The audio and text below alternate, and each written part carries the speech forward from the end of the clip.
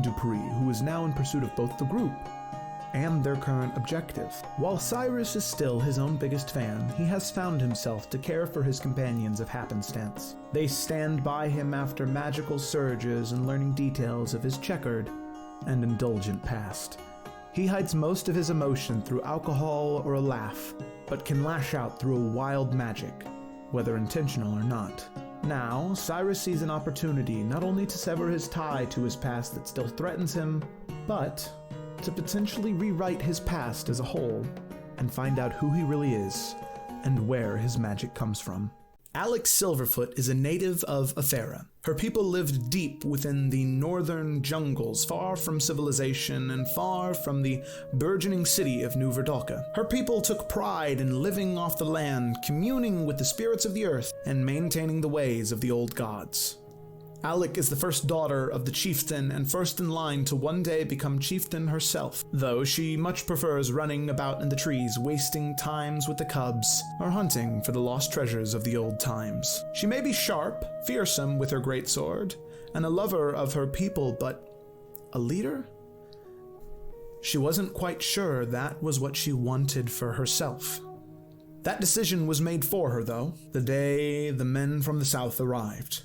Men of the cities, men of kings and money and of power. Men looking to expand, looking to take what wasn't theirs. Times were quickly changing. She was told upon their arrival that the old gods were dead, and soon their way of life would be as well. A bloody fight ensued, many were killed, and not many of her people managed to survive the attack. Many of their rival and neighboring tribes fared no better. Her father, pulling her away from heartache and death, told her to run, to leave her land, to leave her home, and to head for New Verdalca, to gain power there, rise in the ranks of the people, to make them understand, to put an end to this taking of their land. And so, she ran. Morganix Amela is not an adventurer, thank you very much. She's a librarian. She would have been perfectly happy living out her days in a life committed to study and charity. A calm, quiet life where nothing more terrible than the accidental burning of toast ever happened. Sadly, that was just not in the cards. Morganix was an only child when her dreams took on a decidedly odd turn. They were fuzzy at first. She would wake knowing something unusual had occurred, and her dreams had felt not normal. She eventually was able to remember a male voice speaking to her, and eventually that voice named itself Galadar. During a night of uneasy sleep, Galadar came to her with a dire warning. An evil person with a great weapon of power had died in a secret tomb in a nearby forest. He urged Morganix to retrieve the weapon so that it could be turned over to the right people. Upon discovery of the hilt, she stared at it with utter bewilderment.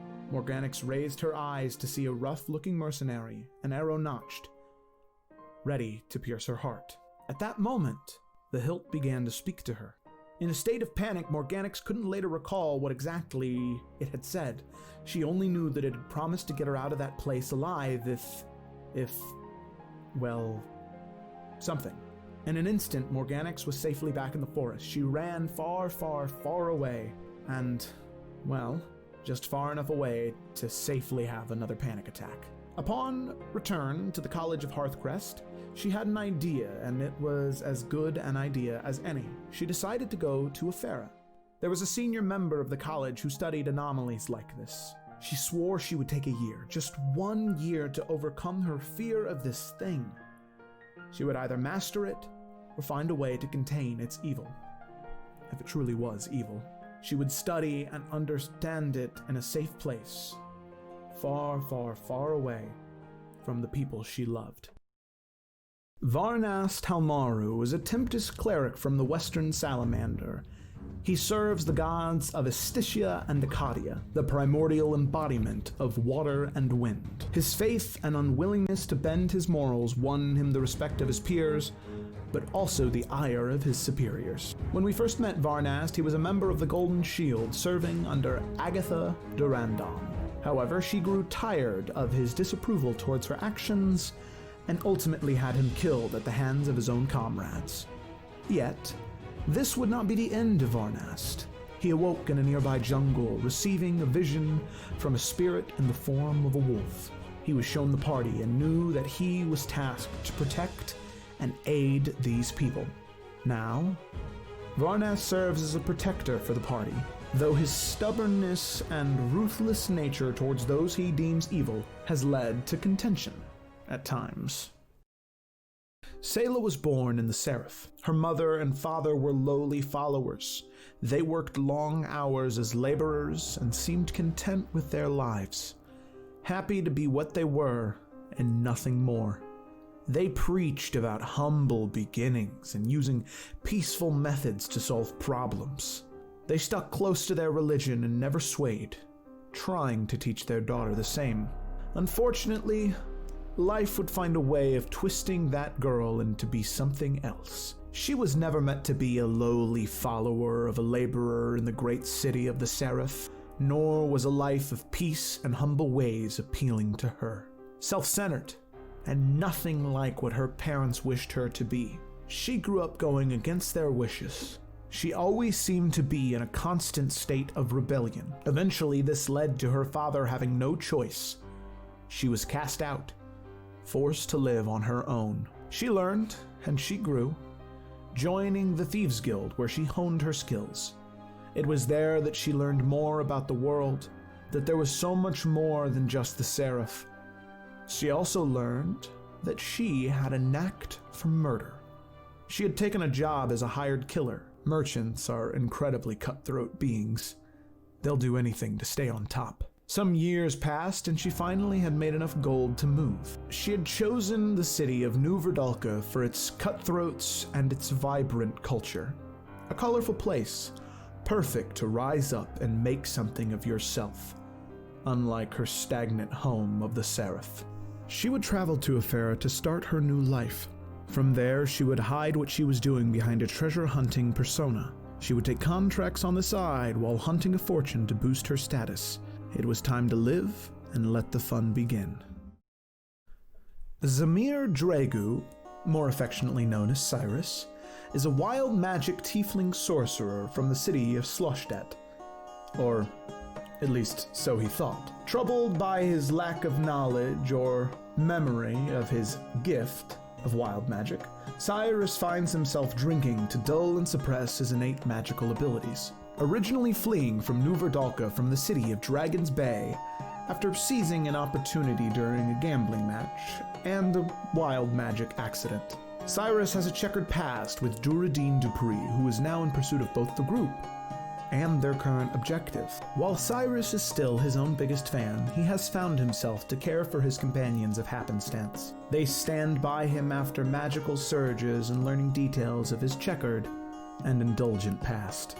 He hides most of his emotion through alcohol or a laugh, but can lash out through a wild magic, whether intentional or not. Now, Cyrus sees an opportunity not only to sever his tie to his past that still threatens him, but to potentially rewrite his past as a whole and find out who he really is and where his magic comes from. Alex Silverfoot is a native of Efera. Her people lived deep within the northern jungles, far from civilization and far from the burgeoning city of New Verdalka. Her people took pride in living off the land, communing with the spirits of the earth, and maintaining the ways of the old gods. Alec is the first daughter of the chieftain and first in line to one day become chieftain herself, though she much prefers running about in the trees, wasting times with the cubs, or hunting for the lost treasures of the old times. She may be sharp, fearsome with her greatsword, and a lover of her people, but a leader? She wasn't quite sure that was what she wanted for herself. That decision was made for her, though, the day the men from the south arrived. Men of the cities, men of kings and money and of power. Men looking to expand, looking to take what wasn't theirs. Times were quickly changing. She was told upon their arrival that the old gods were dead, and soon their way of life would be as well. A bloody fight ensued, many were killed, and not many of her people managed to survive the attack. Many of their rival and neighboring tribes fared no better. Her father, pulling her away from heartache and death, told her to run, to leave her land, to leave her home, and to head for New Verdalka, to gain power there, rise in the ranks of the people, to make them understand, to put an end to this taking of their land, and so she ran. Morganix Amela is not an adventurer, thank you very much. She's a librarian. She would have been perfectly happy living out her days in a life committed to study and charity. A calm, quiet life where nothing more terrible than the accidental burning of toast ever happened. Sadly, that was just not in the cards. Morganix was an only child when her dreams took on a decidedly odd turn. They were fuzzy at first. She would wake knowing something unusual had occurred, and her dreams had felt not normal. She eventually was able to remember a male voice speaking to her, and eventually that voice named itself Galadar.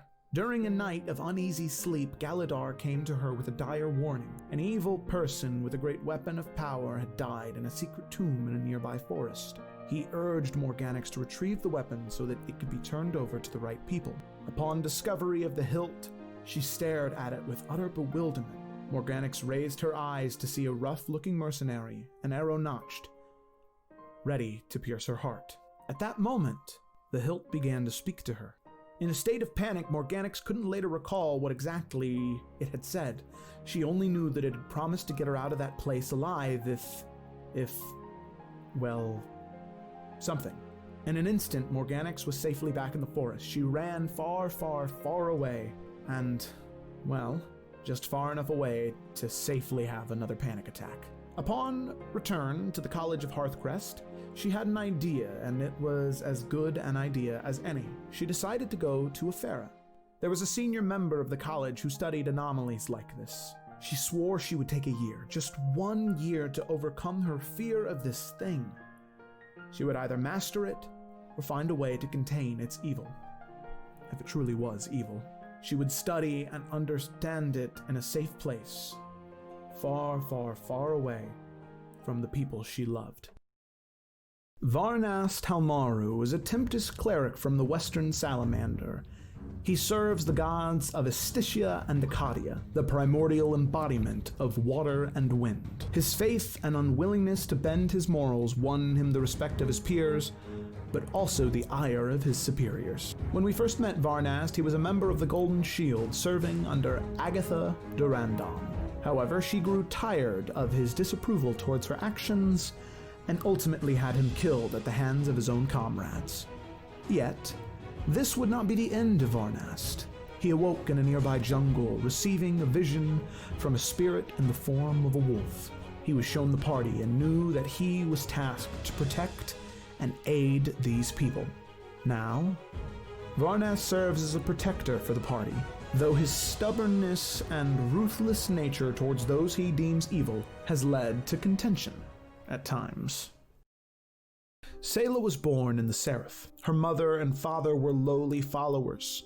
They worked long hours as laborers and seemed content with their lives, happy to be what they were and nothing more. They preached about humble beginnings and using peaceful methods to solve problems. They stuck close to their religion and never swayed, trying to teach their daughter the same. Unfortunately, life would find a way of twisting that girl into be something else. She was never meant to be a lowly follower of a laborer in the great city of the Seraph, nor was a life of peace and humble ways appealing to her. Self-centered, and nothing like what her parents wished her to be. She grew up going against their wishes. She always seemed to be in a constant state of rebellion. Eventually, this led to her father having no choice. She was cast out, forced to live on her own. She learned, and she grew, joining the Thieves Guild, where she honed her skills. It was there that she learned more about the world, that there was so much more than just the Seraph. She also learned that she had a knack for murder.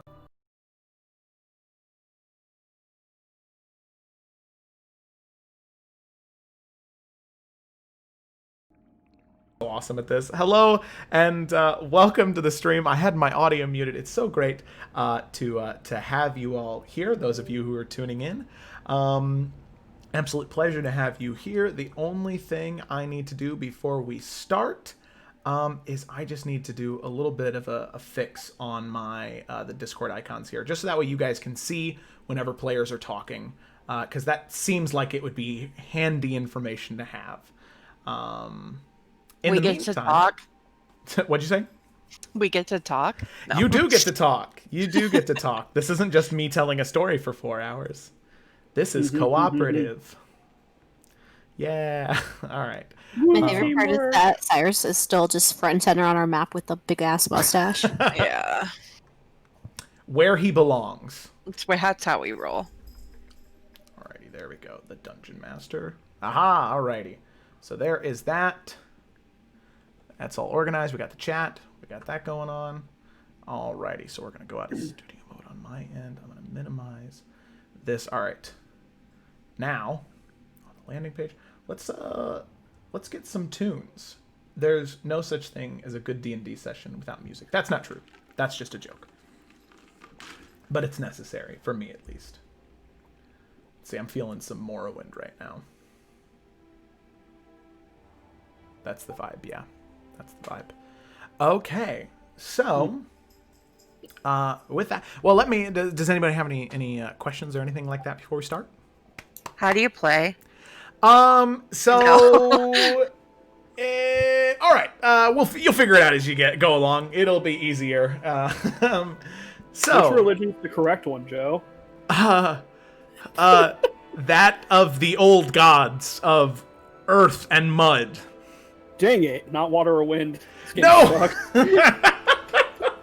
Okay, so let's just go ahead. Let's just dive in. So last we had left off our intrepid group of explorers, in the loosest sense. They had finally made their way from the city of New Efera, this supposed beacon of light in a continent full of darkness and lost in these thick, dense jungles. Turns out New Efera was nothing more than a shithole full of slavers. So, on the list of items to do, burning New Efera to the ground is on the list, but that was not their main goal. They had the main goal of beating this nemesis. From very early on in their adventures, Charles Windren to this temple that supposedly holds the next clue to finding the lost city of Nibiru, this fabled place among not only colonists, but also natives to the continent of Efera, this place where untold treasures and riches and wealth supposedly are kept. But as the party found out just several sessions ago, there is no wealth. There are no artifacts. It's the heart of the natives of Efera. Their connection to the world around them channels through Nibiru. Now the party, whether one way or another, they feel beholden to protecting this place or finding it before the wrong people do, which led them to pursuing the next clue to this abandoned temple of Itacia, the primordial embodiment of water. Revered among the natives and respected by many other cultures in the world of Illica, you all made your way there through a friend and apparently estranged father figure of Cyrus. And as soon as you appeared, you were attacked by gnolls. Not just normal ones that you've encountered before, heavily armored, seemingly more important or of a higher status than the ones you had fought before. Still dispatching them quickly, you made your way through the ruins and making your way through a cave system. Seemingly the entrance was destroyed or blocked off on purpose. Upon scaling a cliffside in order to get past a set of waterfalls, in order to descend deeper into the temple, you end up fighting these primordial water warriors who seem in similar garb to Alec and of similar war paint, but they're the sickly green color and they smelled foul. And they attacked Alec when she was all alone. The one person that they maybe would have connected with, or even Varnaz that they may have connected with, they betrayed that and attacked them. The 5 of you, along with your companion Duncan, you dispatched those primordial creatures along with the large water elemental, collecting the core of that water elemental, and you prepare to descend deeper into the temple. Upon making your way through a smaller, shorter cave system, unable to follow the water exactly, you ended up opening into this massive ravine. And the only thing you could see was along the cliffside going up to a small corridor, a set of stairs, and then in the center, a hand extended. And I will go ahead and move you to that art just so we all know. So, a hand extended holding a pool of water with these columns and statues atop of them. And you saw two individuals there. You saw Frederick Kane, the warlock who had been harassing you about this primordial evil tome. And you saw a creature of literal and metaphorical nightmares. The almost Knoll overlord, or commander, or something. Korvac, this huge 18, 19-foot tall Knoll wearing heavy plate, giant weapons, and a gleaming green gem embedded into his eye socket. That seems to be some type of arcane focus for him. You witnessed a conversation happen between him and Frederick, and then you saw a beam shoot out of the eye of Korvac, that green gem, and create a portal. And before he walked through, he looked back to the five of you standing on the staircase of that ledge, sniffed, and then looked to Frederick and said, "You might want to handle that. You have guests." And with that growl, that deep voice bellowing throughout the ravine, he steps through the portal and disappears. Frederick looks up to the five of you and then looks to Duncan. And you can see that Duncan is tensing up, recalling the story that he had told you about how Frederick was jealous and so angry at him for just having this innate magical ability. And Frederick destroyed Duncan's entire life because of it. And you can see Duncan tense and stare down at this decayed man. And you can see this sort of arcane energy begin to spark in Duncan's hand as you guys are maybe 150, 200 feet away from that raised pedestal, or elevated platform, I should say, where Frederick is standing, just sort of staring out, looking over at you. And I stay close to Duncan and I put my hand on his shoulder.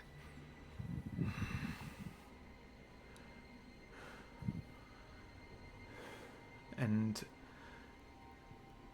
you can see the two of them are like locked in this sort of like this shootout energy where one is just waiting for the other to make a move. And Duncan begins to speak. He says, "Frederick, I have my memory back now. I know what you did. So this is either going to end one of two ways.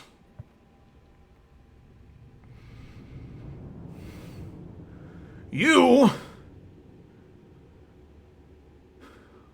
come here and we try and fix whatever in the gods' names is wrong with you. Or I come over there and we end this now."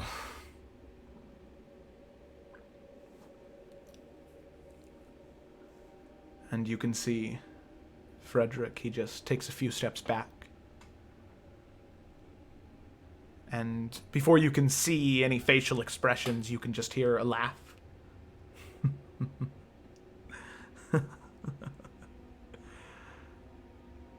Well, then I guess you need to come over here then. And the voice echoes out, and that sound lingers. And you can see Duncan Morganix as you kind of are standing next to him. He looks to you.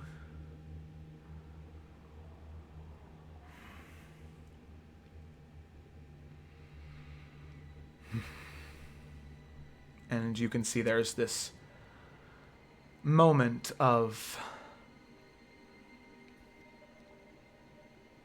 acknowledgement. And he says, Organics,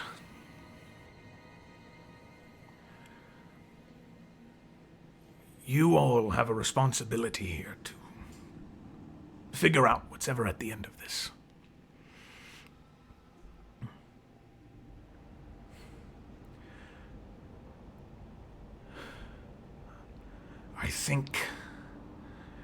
I think I might be able to help him, to save him, but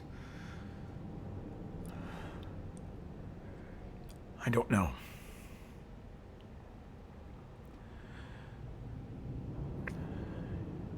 We can try. All right. Joe, does there look like there's a way down to get to him? Not really. The only way is there is a entrance.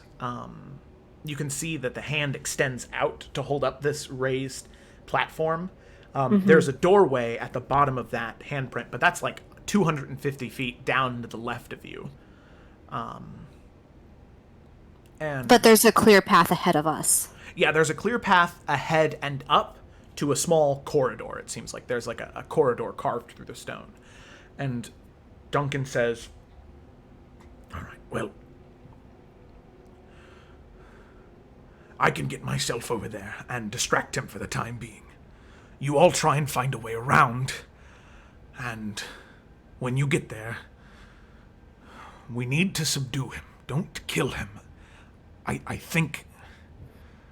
You do not need to go over there alone. Can you take one of us with you?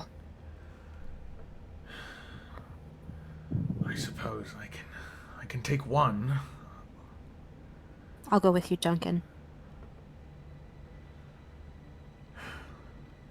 But we need to do this now. All right. Fine. If you insist. And he will, on himself, oh god, he will use a 4th level spell slot to cast Fly on himself and on Alec. And Alec, as soon as the arcane energies begin to channel from him, you can feel what almost feels like a feather kind of tickling the back of your neck, and as you go to swat it away, you feel this sort of airiness begin to overtake you, and you feel like your movement means nothing. There's no weight to you. You can just freely float and control your movement. The direction you're flying in, you can move freely in any which way you seem. So you have a flying speed of 60 feet for the duration. So as you and Duncan begin to float up and outward, you can see that he runs over, Frederick runs over to a desk, and you can see him grab a staff of this like burnt chiseled wood that has these just, and Varnast, and Alec, because you're starting to fly closer, but Varnast, because of your passive perception, you can see these just gnarly, chiseled runes into the staff that begin to glow this kind of sickly green as the two of them begin to slowly fly closer. So as the two of them begin to fly up and over, the other 4 of you are headed up the stairs.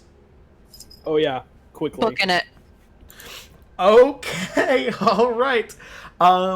So you begin to fly up, and so the dog will end up coming with you. Oh, good. I'm glad he can fly. No, not with you, not with you. That would be another creature. So he's going with the other 4. Okay. So you'll just still roll in. Okay. So, the four of you begin to run up the stairs as Alec and Duncan, you begin to fly closer towards that raised pedestal to fight Frederick. So we're going to start with the four first. So the four of you, as you begin to run up and run up those stairs and then around that corner, you can see that there is like this waterfall that is in front of this door. And this doorway, I should say. There's no nothing blocking the way, but there is this sheet of water that is coming down in front of it. And Varnast, as you reach your hand through, or Morganix, you would be first. As you reach your hand through, you can feel that there's no end to the water. It is just water. However, as you move your hand through, you can notice that there's some lightness to it, and not that much resistance as you would expect. Okay, I'm gonna burst through. Okay, so as you burst through, you are completely drenched in water, and as you begin to move through, you anticipate as soon as you get through the other end, you breathe in, right? You were holding your breath, and as soon as you breathe in, there's more water, but as you're breathing, it's normal. You are submerged completely in water, but for some reason, you have the ability to breathe, and as you burst through, you can see this wonderful display of these crystalline tubes that are made of this like teal turquoise, this rushing water all around you, and these different sea creatures that are flying around. But you also see these plumes of this green mist that are just floating around. And anytime they hit a school of fish, or anytime they go and they hit any type of living coral or any type of bioluminescent creatures, the creatures, they just kind of end up melting and then dissipating and then absorbing into this sort of glob of, it's almost closer to an ooze than a mist, where it's just kind of amorphous and floating freely throughout. And the only time that it doesn't ever absorb anything is that when it hits those crystals, those teal crystals, it'll just kind of float into them and then kind of roll off and head just bouncing around this area. So, obviously running through there, not really having much time to look at anything. All of the rest of you recognize this too.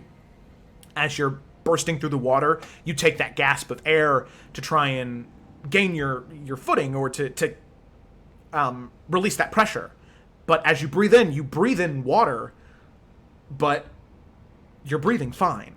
And you're not sure exactly why, but you decide, considering everything that's happening in the room before you, it's probably best to just move forward as fast as you can. So you run and you run and you run for as fast as you can through these tunnels that are very intricately carved and decorated with different buildings that are also submerged, until eventually you move from there and you end up seeing there is a cave that opens up into another ravine, and you can see that this bridge, there's a bridge in front of you that leads to 3 buildings across the side of the bridge. But this bridge is made entirely of vines covered in moss that are wrapped together, creating this solid walkway. But you also see that there are creatures in here, and I will go ahead and move you all to the map for just the 4 of you. So as you run through, you can see that there are 3 of those sickly green water creatures, and then also 3 gnolls that are freely moving about, just patrolling. And as the 4 of you burst in, seeing those creatures, is there anything you want to do? Or are you just letting it happen? Oh, I'm charging forward, just screaming. So Okay. drawn and everything.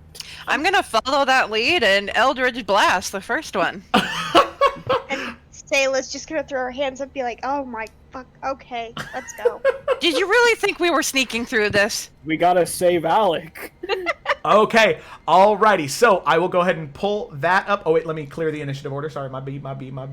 Okay, so with that, yeah, those of you who are in here, except for Alec and Duncan, I need you guys to roll for initiative. And Alec and Duncan, well, Alec, we'll come back to you in a second, okay? Well, Kayla can play her dog, right? Yes, yeah. Hell So yeah. you should, yeah. You. This is high stakes for you. You got 11 hit points. Alrighty, so let's get that. Oof. Get that combat Also, plan. Joe, I don't know if you saw that the chat on stream isn't like up to date. Like it won't scroll down. Yeah, it's not scrolling Like- down at all. Our chat in the game itself isn't being displayed properly. Oh, okay, yeah. Sorry, that's my bad. I was looking through it earlier, and yeah. Okay, there you go. It's fixed now. Can I just say that last session I was rolling ones, and this session I know. there's been no Oh difference. no. You'll be fine. Oh, I'm Hey, sure. even rolling a 1, you're higher up in initiative than I am. Yeah, we rolled like garbage for initiative today. Oh, sorry, let me roll my I mean, doggo. speak for yourself. Really? I mean, at 13 Do is I fine. get a surprise round with that Eldritch Blast? Yeah. You would definitely get that shot off, so you can go ahead and roll that right now. I Thank you. apologize. I didn't click on the token first. Oh, that's okay. Give me 1 second. Let me roll initiative for these guys first. I don't think I don't think that hits. Well, you said you were firing it at the first creature there, like the water creature. Yeah, that does Yeah, first actually one hit. is- Oh,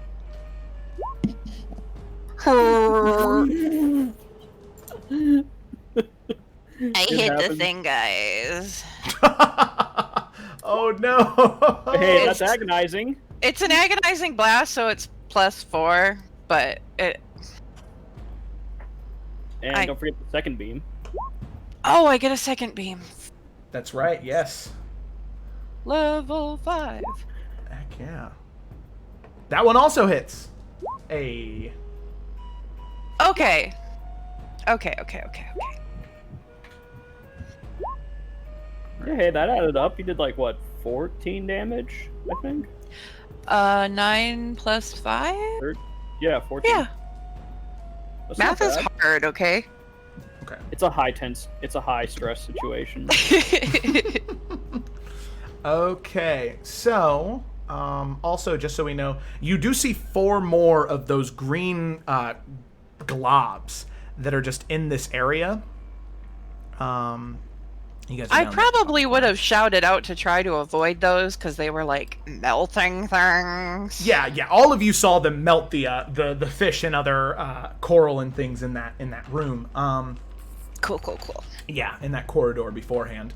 Okay, so I think everybody else is on initiative except for Mr. Doggo, right? Correct. We Doggling. got a 14. Got a 14. Hey, all Oh, right. God. Why do you always roll so well for the enemy initiative? I don't do it on purpose. I don't believe you. Okay. All right, sort that descending. Okay. So, surprise round, you said that is 9 plus 5. That is 14 points of damage. Very cool. Hey, that's not... Wait, what? Yeah, 9 plus 5, yeah. Okay, so that's 14 points of damage. Let me tell you about my backup character. Don't be such a Debbie Downer. Alrighty. So I will say, since you guys are just charging in, right off the bat, you would start about right here, as opposed to all the way back there. So you can kind of reposition yourselves in that like little bottom quadrant right there. Oh, I shall be. What's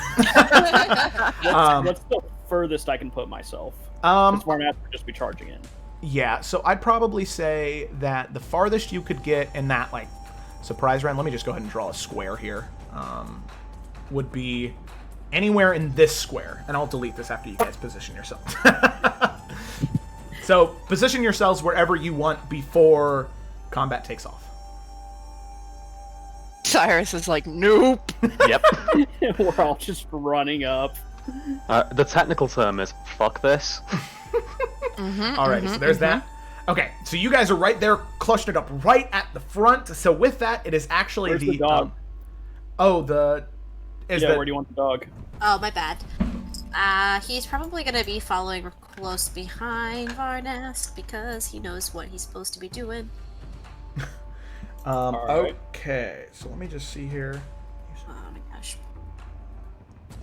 All right. So. Perfect. Now they're all aim for me, just as planned. That was the goal. All right. I'm very nervous about Doggolin being so close to that blob. Well, Okay. that was Kayla's decision. I'm still trying to move him. I apologize. No, My you're fine. laptop's a little bit smaller than. If Doggelin dies, we riot. Exactly. Yeah. Fuck Daryl Dixon. That's right. Alrighty. Okay, so with that, it is the oozes of the blobs of ooze.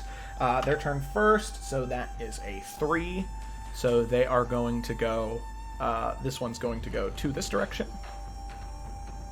That one is going to go 1, 2, and you can see that as it passes through the water-based creatures, it has no effect on them.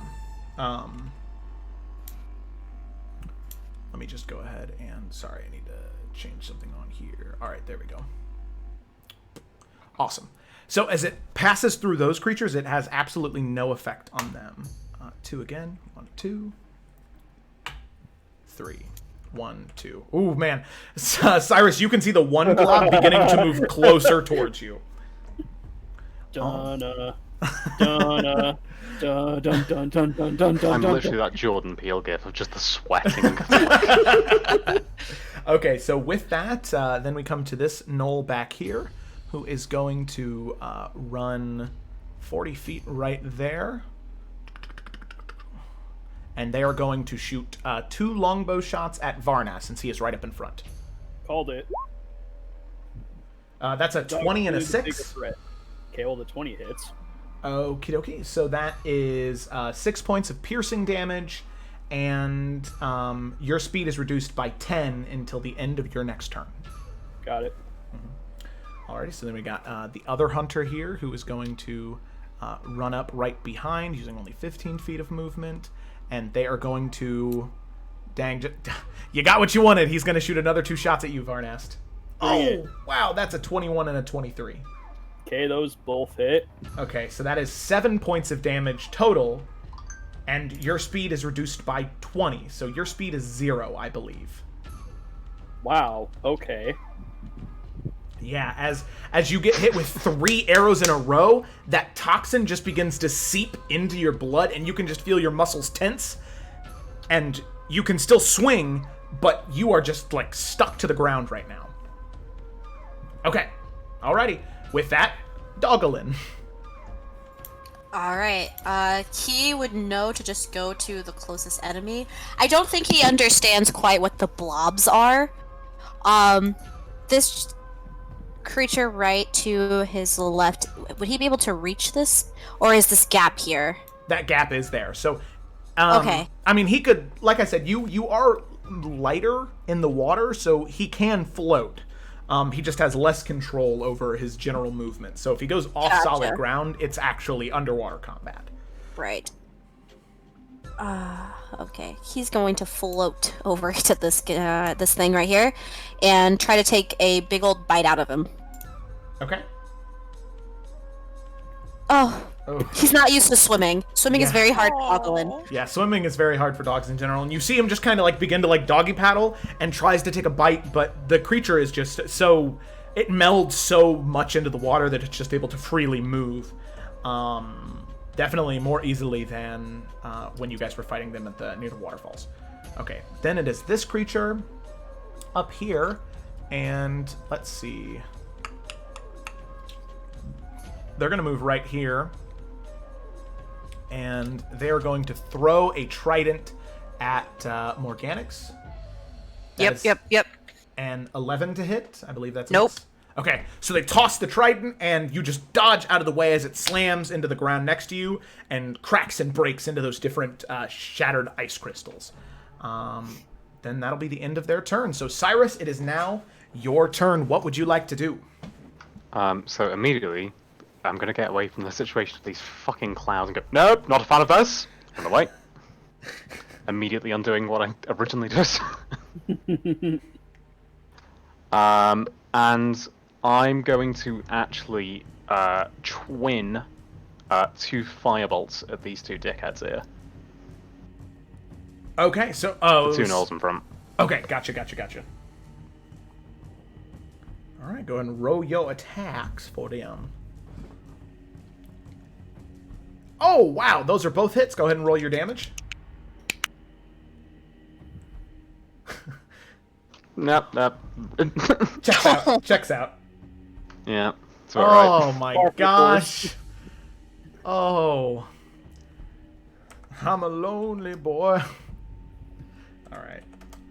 So the bolts, and you can see that maybe it's because you are surrounded by water, or maybe it's just your luck with these. You couldn't get it when you were 7, you can't get it now, as the bolts slam into the knolls, and they do catch parts of them on fire, but they're just able to go and pat them, and with the current of the water, they just extinguish before they can do any significant amounts of damage. Okay, anything else there, Cyrus? No, I'm gonna chill here. Okay. So then we come to this one right here, who is just gonna take a trident attack at Dogolin. So with melee attacks, they get 2, so that's an 8 and a 16. The 8. Oh, they both miss. Hey, all right, cool. All right, so the trident, Natural armor, baby. the trident goes and tries to, but you can see as the ice crystals begin to harden at the end of this water-based trident, and it slams into the back of the Dogolin, the ice crystals shatter and break and are sent flying off of the scales of this German Shepherd Pangolin hybrid. Alrighty, so that is the end of its turn. Then we come to Varnast with 0 movement speed. What are you doing? He just like looks at like the knolls and like feeling that he can't move. He just like locks eyes with them and he reaches up and he rips all 3 of the arrows out. He just screams at them, but he'll take the dodge action. Alrighty, hell yeah. Take the dodge action. Anything else? Yep. I literally can't do anything else. Oh no, so sorry. Alrighty, so then it is this guy back here who's just going to detach from the aqueous, or from the blob of ooze, and it's going to head right about there, and is going to toss a trident at you, Sayla. That's a 24 to hit. And then... Ow. So they're going to go ahead and use their freezing strikes there. Cause the ice crystals to shatter inside. So that is 6 points of piercing damage. 4 points of piercing damage, 2 points of cold damage. So 6 points total. As the trident slams into your leg, you can feel that cold, burning sensation come from the inside of your thigh as the trident explodes with icy shards. And that is the end of his turn. And with that, actually, Sayla, it is your turn. All right then. Okay. She did not like that. These are living gnolls, yes? These aren't Yeah. the dead ones? Oh, yes, they are. They are very living. Not yet. Okay. So I'm going to that use one of last. those bone shard pastes. Oh, I'm going to coat an arrow in it, and I'm going to fire it at that bitch for daring to do that. Okay. Now, I will say, I don't know if you have a range on it, but this one right here does go after you. So you would get assassinate on that one. On which I can use that with arrows? I think so, yeah. Yeah, it's any attack. Never mind. It's okay. No, yeah. Can I save my bone shard paste then? The one Yeah. that hurt me? Yeah, if you wanted to, Okay. yeah. Okay, we'll do that instead. Okay. All right. Awesome. Alrighty. So I guess, roll your attack. Let's. So it would be sneak attack, and Yeah, it would be sneak attack, and then if it hits, it is a crit. okay. All right, come on, do it. End his whole career. Oh yes, that's a fucking hit. That's a fucking hit. Okay. All right, click sneak attack, and then go ahead and roll your damage, and then, holy fuck. So that is So wait a second. Sneak attack. The way that I do crits, for those of you watching, is instead of just doubling the dice, I just max out the damage on the first set. So that means instead of 4d6, it would just be 24 points of damage plus 22, which is 24 plus 22 is 46 points of damage. Holy shit. Sayla, you pull back the arrow and loose it, and it just flies so fast through the air, cutting through the water and slamming into the throat of that gnoll and actually impaling him on the wooden post of the buildings behind him as he just like the arrow with so much force slams him back. He just goes limp, dropping his weapons onto the ground and just freely begins to float there.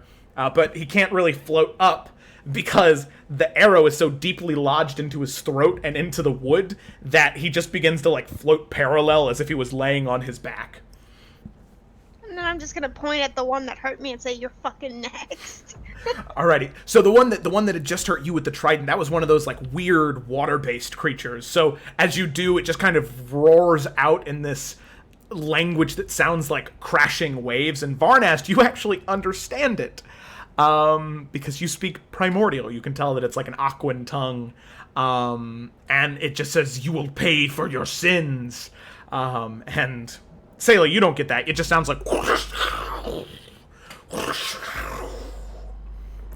but yeah, anything else? I think she's good. All right. So with that, we go to the... Oh, he's dead. And then Morganix, it is your turn. Okay. Still have the Hexblade out. Never dismissed it last time. Yes, correct. I'm gonna run forward to this one and take 2 swings at it. Alrighty, go ahead and roll your 2 attacks. Hey. Oh my gosh, that is that's 2 hits. Go ahead and roll your damage. That's my best friend out there! Oh wow, 12 and... Aww. 17 points of damage, and then real quick, let me just because it's fun, I want to enable 3D dice real quick. Okay, all right. A max and a min. Nice. Wow. Alrighty, so that is 17 points of damage against this guy right here. Minus 17. So you slash into the blade twice, cutting into the creature, and you can see these wisps of water just begin to be like jutted out from its body, and its form begins to grow less firm and more akin to water, more freely flowing and less solid. Okay. Cool. Anything else? Nope. Alrighty, now we got the smog here. So this one is going 1, so it's going to go 1, 2. This one is 4, so it's going to go 1, 2, 3. 1, 2. Good thing you moved, Cyrus. And then 2. 1, 2. Oh no, Cyrus! Oh. No! Alright, Cyrus, I need you to make a dexterity saving throw for me. Fucking hell.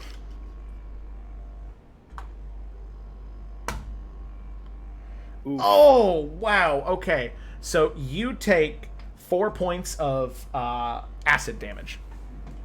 Oh, my fucking cloak. Yeah, cloak's Oh, ruined. I had just cleaned him off. Yeah. Alrighty, so with that, you are now beginning to be almost like consumed by it as it just begins to like wrap around your shoulder and a little bit around your leg, and it is... You're surrounded by water, but somehow it still feels wet. I'm not a fan of this back rub. No, it's very gross. But yeah, that's the end of their turn, if you can call it that. Then we come to Noel right here, and this one's going to take 2... Well, actually, it's gonna run up to you, Morganix, and it's going to take 2 spear thrusts at you. Come at me, bro. 18 and 8. The 18 hits. Okay, so that's 7 points of piercing damage. That's very rude, but fine. Okay, then we have the one right after it, and he is also going to run up behind you, and now he's going to get flanking. Oh, So that I can't is... regret. So that's 2 attacks again. Wow, really? That's this... Okay, so... Well, the second one was a natural 1, and the first one was a 7 plus 5, which is 13... 12. Miss. Well, Miss. Alrighty. So the first one, no help needed. Just stabs and thrusts into you. It misses the first time, but is able to recoup and hit you on the second time. The second Knoll kind of bounces up, and he's like, ha, ha, ha, And you can see he's too excited. As he goes and he stabs, you sort of deflect one with your buckler, and then the other one you sort of dance and dodge out of the way as it thrusts right next to where it would have pierced through your stomach. But luckily, as the spear recoils, you return back to your position, avoiding any damage from that particular knoll. All right. Anything else? Oh, wait a second. That it's his wasn't turn. even my turn. Sorry. Mubby. Okay, so then we come to Dogalin. What Dogalin doing? He is still trying to take a bite out of this guy right here. All right. Roll an attack. Water really isn't his thing. He's really learning how to swim. It's throwing off his game today. Yeah, he never got any lessons. That's something that him and Alec can do after you guys leave the temple. I wouldn't be close enough for pack tactics to work, right? No, yeah. If you were attacking any of the ones around Morganix, it would. Yeah. Alright, no problem. That's all he's got. All right. Sorry, buddy. I should have gone up to his. Does he Oh, have- no, it's okay. I'm just kind of curious. Does he have multi-attack? No. No. No, he doesn't. We Okay. have to do some training. Yeah. Alrighty. So then we come to this one, who is going to throw. This one's going to go ahead and throw a javelin at you, or a trident at you, Varnast. Only get one At of. disadvantage because I dodged. That's right. All right, so that's a 9 to hit. So slams Nay. down next to you, explodes. The ice shards go flying, and that's really the end of its turn. So then Cyrus, being weirdly back massaged by a wet ooze in the middle of a water area. What are you doing? Shrugging off my melting cape, I'm like, oh, nope, this is fucking vile, and I immediately run over here and help Doggo. So, am I able to kind of swim over this gap, or is it kind of is it almost slow motion walking under here, or is it kind of just normal? The gap, so those leaves and vines and collections of trees, those are actually there. So you're able to move freely across that. It's when you move off into this foggy area. Right. Okay. That's where it more so becomes slow motion kind of moonwalking. So if I was to kind of be, say, let me just double check. Where's my move? I'd be fine there, right? Yeah, you would kind of float across, but then you would actually find kind of some purchase leap on that across there statue. almost. Yeah. Right, then I'm going to go there, and because Doggo's there, I'm just going to shock the fuck out of this guy. All right. Yeah. Go for it.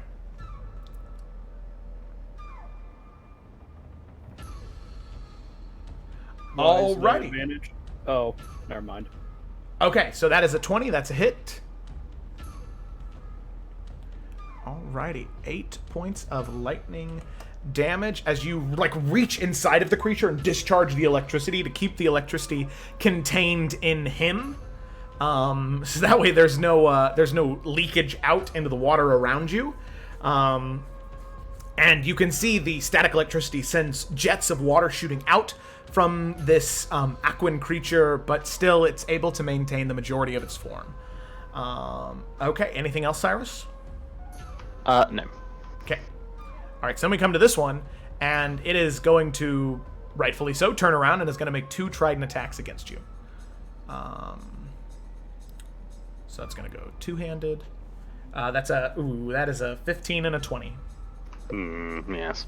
Both. Oh no. Oh god. Oh, wow. Okay, so that is a... Really? Ugh. That is a... that is 18 points of damage total. Wow, okay. I rolled very high on the on the damage rolls. Oh.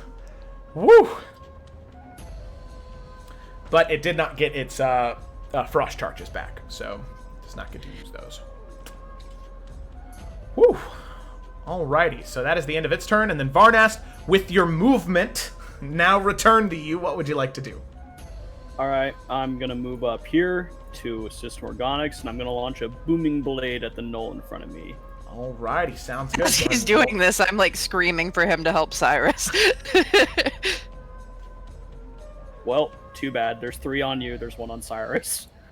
Cyrus has got a doggy. Yeah. Ooh. Gross.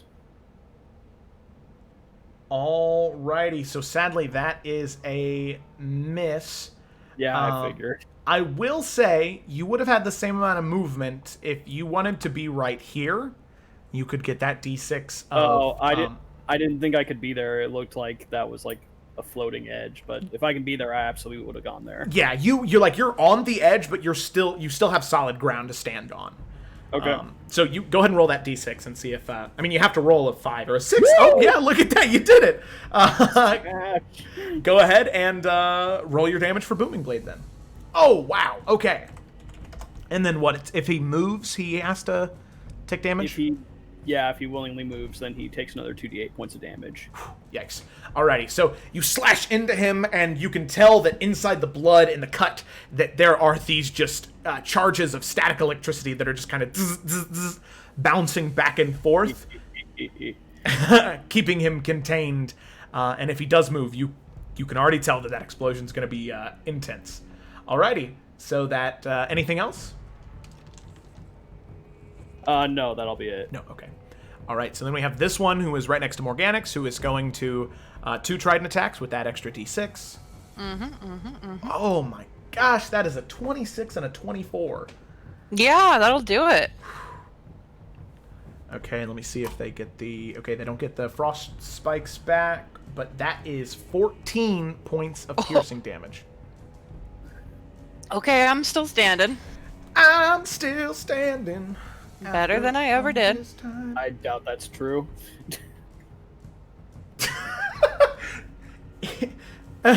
Stop it, guys. I'm laughing because I'm nervous. All right, so Just remember, Joe, you did this.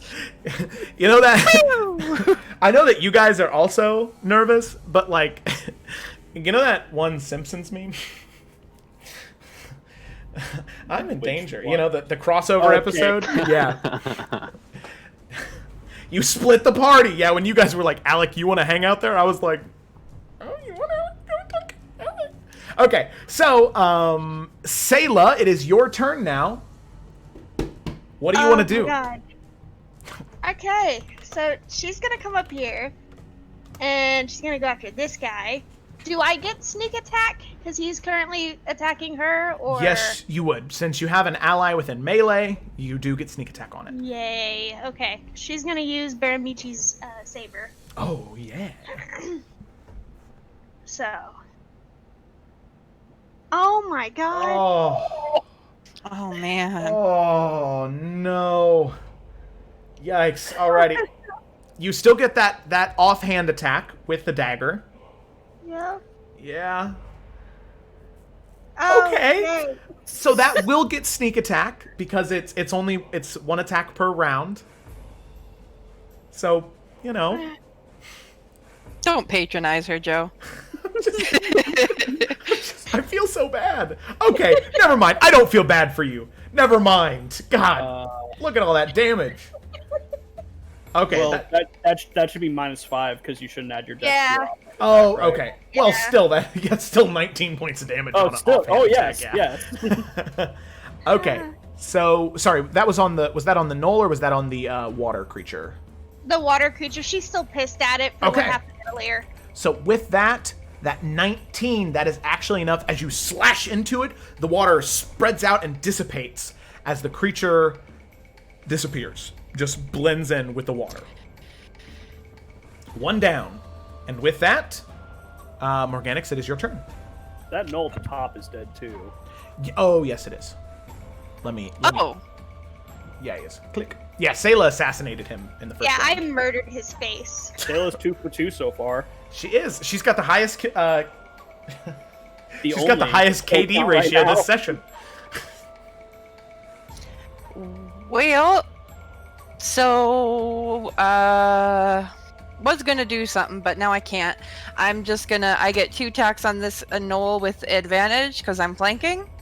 Not advantage. It's an extra D6 Oh, to the attack. I'm sorry. No, you're good. Ooh. What, ooh. Oh, okay. So I am now retroactively. So Jamie, whenever you have whenever you do have flanking, it's a D6, not advantage. I was Oh, okay. Yeah, I was wondering why you were rolling with advantage, but yeah, okay, all right. We're good. We're all good. So it's a D6 for advantage. We learned. Yeah. Live and let. Okay, Burn. still gonna take 2 attacks against this guy. Okay. The one above you, or the one to the living one to your right? The one I'm Going to flanking. the right. Yeah. Okay. Yeah. Ha. Duh. All right. So 18 and 18. No need to add the D6 because those both hit. So the first one, that 12 is enough to do it. So you slash in, cutting it open. The blood begins to spurt out and slowly begin to float above you, as well as the body begins to float. Can I whirl around and hit on the next one? Yeah, that 13 would have hit anyway. They had the same AC. So you whirl and twirl and slash into it. Roll the other damage. 10 points of damage. This one is barely hanging in there. As you slash into it, you end up making this huge gash in its arm. And it's still standing, though. Okay. Anything else? No, that's it. Okay. Alrighty, so then we have the blob. So this one will be going 3. 1, 2. This one will be going 1, 2. This one will be going 1, 2, 3, 4. Cyrus, it's following you. 1, 2, 3, 4. It told its friend about you. Now both of them are coming to have a party with Cyrus. Alrighty. So that's the end of their turn. And this one is for. So this one's just gonna. Yeah, it's gonna take 2 strikes at you, Morganix. Shit. That's an 18 and an 8. The 18 hits. And that is 4 points of piercing damage. I'm still standing. Cool. All right. How do you look? Not pretty. All right. I'm hurt. I'm real hurt. Are you past bloodied, I assume? Oh god, yes, I'm at 5 hit points. Oh, Jesus. All right. Oh. Holy cow. Okay. Alrighty, so that is the end of its turn. But now we move. Okay, this one's dead though. And then we move to Dogglin. What's Dogglin doing? Dogla needs to redeem himself, is what he should be doing. It has pack tactics now. It with does. flanking. So let's hope this goes well. The one right in front of him. Oh my god. Oh my gosh. What is happening? It He doesn't needs like his fighting without mommy. you. Yeah, he He- really does. Really does not do well without instruction from Alec. Does the doggo get a plus D6? Sorry, I- I'm just flanking it. Yeah, because that's flanking and pack tactics. So yeah. Oh fuck. Yeah, there we go. Jesus. All right, that is a hit. Oh, Roll my your goodness. damage for that doggo. All right. 8 points of And piercing damage. strength saving throw. Sadly, since these creatures are in water, as you see it like dig in and rip out, these creatures are not able to be knocked prone. Oh, that makes sense. Yeah. Okay. All right, he's redeeming himself. Here we go. That's All it. right. He's got it. He's got the hang of it, and that brings us to this one, who is going to go ahead and throw his trident. Which let me go ahead and have a marker here. I'm going to do this because he's currently elevated about 15 feet up in the air. So he's going to throw his trident down at Varnast. That is a 22 to hit. Hit. 5 points of piercing damage. If you could roll like below a 20 at some point, that'd be super cool. But whatever. I really am. Sarah's right. I'm taking them all. Did I turn on a setting? Like, did I turn on Dark Souls mode? Did I do that? You're adding a 10 to all your rolls. Yeah, no. Nope, nothing on my end. That's funny. All right. Okay. Oh yeah, it's so funny. Like, oh my god. Alrighty. So Cyrus, it is your turn. You saw Doggo bite into the water primordial in front of you. What would you like to do? Although it's kind of got this like aqueous form, how's it looking? It is looking very thin and like it could really just dissipate at any moment. Right. Well, I'm just going to because I'm kind of bored of these things taking the piss out of me. I'm just going to do a magic missile and just do as many as it needs to die. Okay. I'm going to start with my first one. Pew pew pew. All right, that was enough. Perfect. The first bolt slams down into the head, and the entire thing just sprays and spritzes out around you and the doggo. Cyrus will wipe his face and say, well, that's fucking gross. And then immediately throw the next one at this knoll. Alrighty. 2 force damage. It's still standing after that one. First bolt. And then the final. And The final one at the same knoll.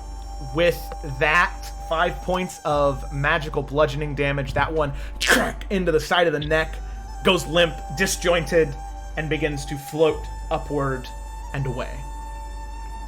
Alrighty. And I'm afraid of these things following me, man. I'm gonna jump over here. Closer to the one at the top. Smart. Well, I mean, whichever direction I go, they're fucking following me. Okay. And I'll leave it there. Alright. Very, very cool. So, with that...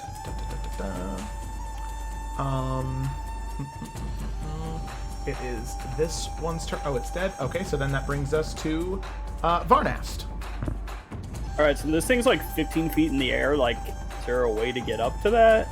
No, it's just like floating. Because it's surrounded by water, it's freely able to move up and down and around. Okay. I'm the closest, and he just launched an attack at me, so I'm hoping he's just gonna keep doing that.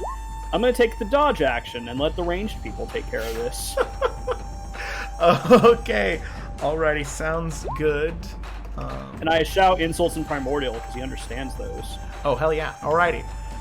You do, and you can see it sort of physically lurch back after you you shout these terrible things at it. Yeah, that's right. Okay, alrighty. So, with that, it is... this one's dead. So then, Sayla, it is your turn.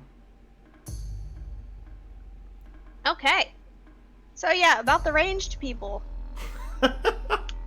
Yes. I'm gonna shoot a bow at it. Why are you getting closer to it? I don't know. Why not? Because I'm trying to get the hits. Live life on the edge, baby. This is Sayla. She doesn't give a shit. She's just tired of this already. Okay, I have limited healing, but do what you want. That probably doesn't hit. Short bow. Uh-oh. Wait a second. Sorry, my page is being a little silly here. Okay, 13 sadly does not hit. You pull the arrow back, loose it, and it just flies right past, dodges out of the way. All right. I was doing so fucking good in this last. Oh, she's just pissed. So She's just angry. I'm so sorry. So with that, Sayla, that's the end of your turn, or do you want to move at all? Yeah, she might as well just bump on back behind him again, just to, be safe. Okay. And Alrighty, sounds good to me. So you just take a few steps back after running forward. So with that, Morganix, it is now your turn. I'm gonna come up here by Cyrus, and I'm going to Eldritch Blast that prick. Thank you. Alrighty, roll your 2 attacks for the 2 beams. Mother bitch. Oh, that's you use the hexblade. Oh, sorry. you're good. You get Where's... the same modifier, though. Should I re-roll, or do you want to use those? We'll go ahead and say re-roll, just that way that way it has the damage there. 14 and a 23. So still only 1 hits anyway. 9. Okay. 9. 9? So we have 9 points of damage to this bad boy right here, which he has actually not been hit at all. So the bolt. Oh, good. Whoa. What is happening? 3. There we go. It's 9. Okay, so the bolt slams into it and sends some water spurting, but sadly its form is still fairly solid. All right. I think I actually want to be here instead. I had enough movement. And Okay. that's it. Alrighty, so then we have the blobs here. So we have, that one is going 1, 2. This one will be going 1, 2. This one will be going 1, 2. Oh, alright. They're eating each other. To form one massive blob, and this one will go 1, 2. So this one starts to devour the knoll that had begun to float up, and is just kind of munching into it. Munching isn't the right word. Absorbing it, and devouring it. There you go. That's right. All right. Yeah, I'm fine with that. So that's that. So Dogglin. Does Dogglin... I guess Dogglin really can't do anything. He can't do much, but he's just gonna kind of run to right here and just bark or whatever sound he makes at this creature, and Okay. that's it. All right. So then we have this creature who is going to taunt it efficiently. Yay. Is going to toss a trident. That is with disadvantage. Yep. That is a 15. Miss. Miss! Hey, all right, look at that. So tosses it down at you, and it just, you block it with your shield and send the cold shatters, or the cold icicles flying off of the shield. Okay. Yeah, that's right. So then Cyrus, Morganic's next to you. What would you like to do?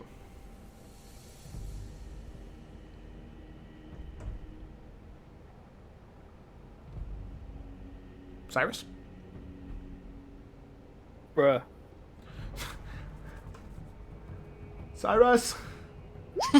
Can't hear me? No. I saw his circle moving, or like green, but no sound was coming out. Did you mute yourself, man? No, I was watching. I think it's just a mic thing. Just disconnect Oh, and no. reconnect. Yep. Usually works for me. Or just type what you're gonna do and then do it. Blast him. Or Can you hear me now? yeah. Yeah, there we go. Yeah. Fucking A. Yeah. I'm just, again, kind of edging closer to, like, solid ground. And as I back up, I'm like, nope, not a fan of this. And I'm just going to throw 3 magic missiles at the thing. Okay, alrighty, sounds good to me. Nice. Okay. Well, Reasonable. nice. Alrighty, so... Sorry, my thing's being a little weird right now. Okay, so... Ooh. Alright. Very good.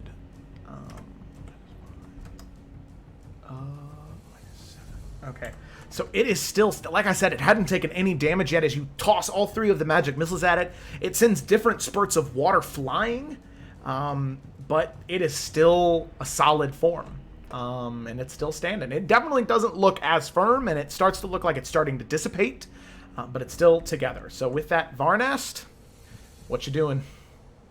In Primordial, I shout that my mother threw her shoes harder at me than he threw that trident, and I dodge again. Okay, alrighty.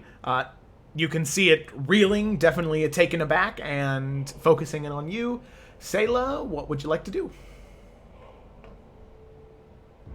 She's gonna try and arrow its face again. Okay, alrighty. Sounds good. Go ahead and roll your attack.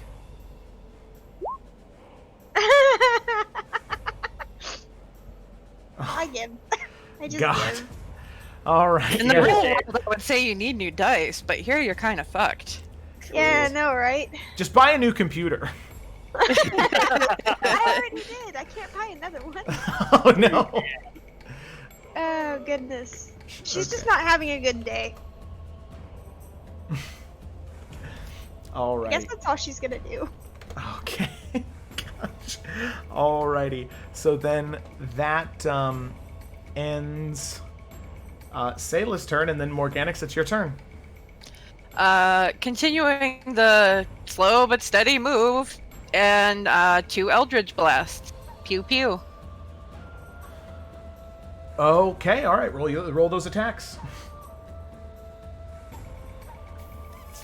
The 15 hits, the 13 does not. Okay, well that's better. That's 13? Nice. Oh, yes! Good! Good. Okay, woo! Alrighty, so as you fire off the first one, it just flies off into the left, completely missing it as it bends around the beam, getting ready to throw a trident up and down at Varnast, and who knows, maybe having it actually pierce through the armor and slam into him, and you sort of recover, and firing off the second bolt, it slams into the creature's chest, and the water sprays back, and the entire form dissipates and melds into the water, and is no more. Dead. I'm gonna scream for everybody to come up here and let's just get out of here. I don't know if we can fight those things. The oozes? Yeah. I don't think they're trying to harm us. I think they just exist. Yeah, they're just kind of floating around. Yeah. So Yeah, then we you don't guys. need to fight them. So you guys can see that there are 3 buildings. 2 look like smaller shrines, but the other one looks to have a staircase, a circular staircase going down. Are Down we the out of direction we combat? go. Yeah, you guys are out of combat right now. I'm gonna healing hands myself for 5 hit points. Okay. Just I'll give throw- myself a little pat. Throw a level 2 cure wounds on you. Oh, are you sure?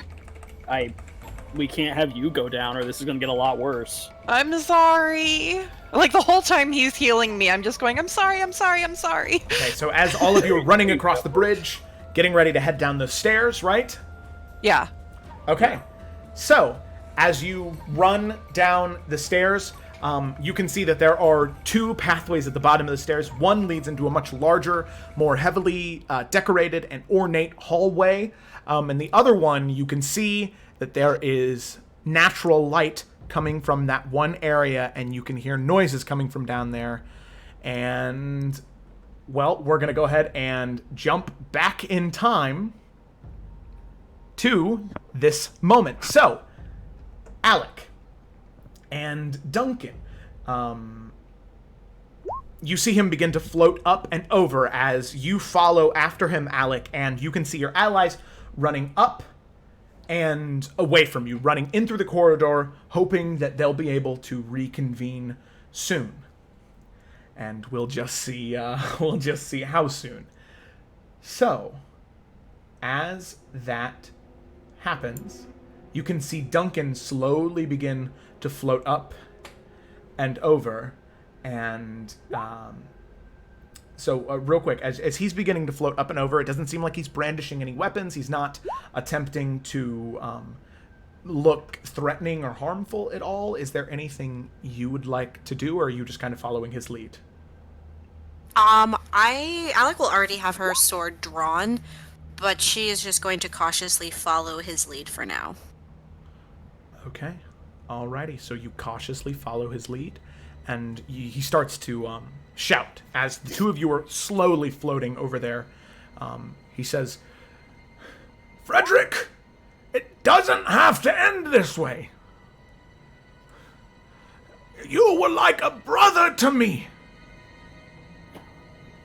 I loved you." And you can see Frederick, he's just pacing back and forth on this elevated platform. And he just scoffs. "No, you didn't. You didn't. You never did. And don't pretend like you did. You used me time and time again to get into prestigious academies, to get the jobs you wanted because I was good at something you weren't. And anytime I needed you to do something for me, you were never there. Never." How far are we from the platform, Joe? At this point, maybe 50, 40 feet. Okay. Duncan's still slowly moving forward. "That's not true. Anytime you needed me, I was always there, and I'm sorry if it didn't seem like that. But I'm here now. She hasn't brandished her blade or struck out at you. I haven't fired any magical powers at you. I just want to talk, Frederick." And Duncan's going to have to make a persuasion check with disadvantage. Wait, do I not look fierce enough to give him advantage? Persuasion. Oh, okay, not intimidation. Yeah. Okay. Okay, so we're gonna go here and then persuasion. Oof. Disadvantage. Got a character sheet here. Okay. Wow, he is trash. Even if he had advantage. So you can see that it doesn't matter what words Duncan is speaking right now. All that Frederick is obsessed with is pain and making sure that he feels that. And he is going to, as Alec, you're maybe 20-ish feet away now, getting closer. He says, Frederick says, Duncan, I didn't care all those years ago when I ruined your life and robbed you of your memory. And I sure as hell don't care now. And you can see him raise up the rod and fire off a lightning bolt at Duncan. So, Can I jump in front of that? Do I have enough time? Yeah, make a dexterity check. Okay. Is this stupid? I don't know, but I'm gonna do it anyway. Sorry. I had Doglin's sheet up. Oh, sorry. Okay, so as you do, oh man, well,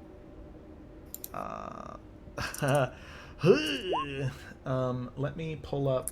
Oh man, gotta have 2 spellcaster sheets up. I'm pretty sure. Okay, so as he shoots off the lightning bolt, and you can see that electricity begin to discharge and shoot off. Duncan, as you jump out of his way, he grabs onto your shoulder and he says, "No!" and yells out, and that lightning bolt just kind of reverts back into his hand, and the magic is canceled as Duncan casts Counterspell. Awesome. At this exact moment, I still want to be in front of Duncan, and I just want to yell at Frederick and throw a javelin at him, and she'll just say, "This is sacred land, and you are a disease," and just throw it right at his face. All right. So with that, you throw off that javelin. Go ahead and roll that attack. Let's hope this isn't awkward, and it misses. So remember that? Why did you even say that? You tempted fate, and as you do, you feel finally that this place, this place that is sacred to your family and your people, you throw the spear, and your people aren't with you in this place. As the spear just partially slows down in front of him, and he just grabs it out of the air and throws it down and says, "Just like in that desert, your people deserve to die." I will throw another javelin. And I want you to Am roll. I at the fucking thing? I want you to roll initiative now. I'm ready to end his fucking life. Okay. Woo. So sorry. Very aggressive today. It's fine. Alrighty. So, we're gonna move you here, and I need to move you guys a little bit closer. That's just generally what it looks like. You are probably about here. All right. And Duncan is a little bit behind you. Okay. So what I will do is, Varnest and Organics, you guys can alternate doing Duncan's turns here. Oh god. All Yeah. right. Just because I would feel very bad if I'm playing 2 spellcasters in between a barbarian. It just doesn't... Fair enough. Yeah. Okay. So let's see. Initiative for him. Oh my god, of course. Alrighty, I can roll initiative for Duncan, though. That's easy enough. That's just a click. Core. Oh, wow. Okay. So, fuck. Alright, so, that was... Alright, so actually first up is the... first up is the Warlock, is Frederick. So we're going to go ahead and move back to this. And yeah, we're going to go ahead and kick it off. And... oh, fuck. Fuck. I know. There's only one option. Uh-oh. Alrighty. Let me just read something real quick.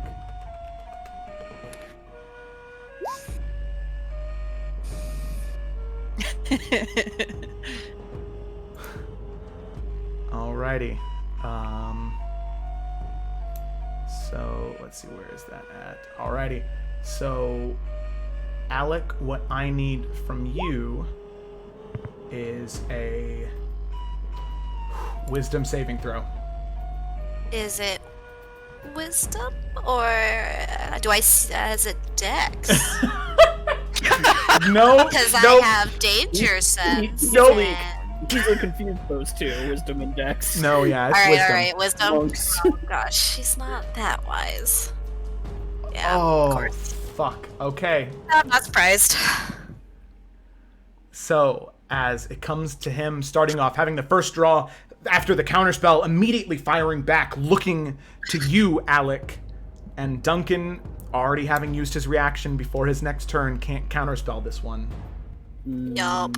He looks R.I.P. to you, he points at you and says, "You attack him." And you feel this compulsion.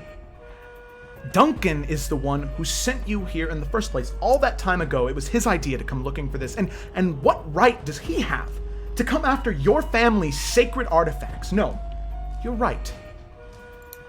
He's right. Frederick's right. Duncan deserves to die, not him. And on your next turn, you feel compelled to attack Duncan. Gotcha. That's the end of his turn, and Alec, it's your turn.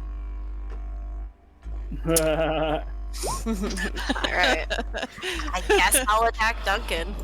So you float over to him, and as you're floating up to him, he says, "Wait, Alec, look at me. Listen to me, Alec." And I would also be raging. yeah, you would. I can't deny it. Would you be recklessly attacking? Dear God, no.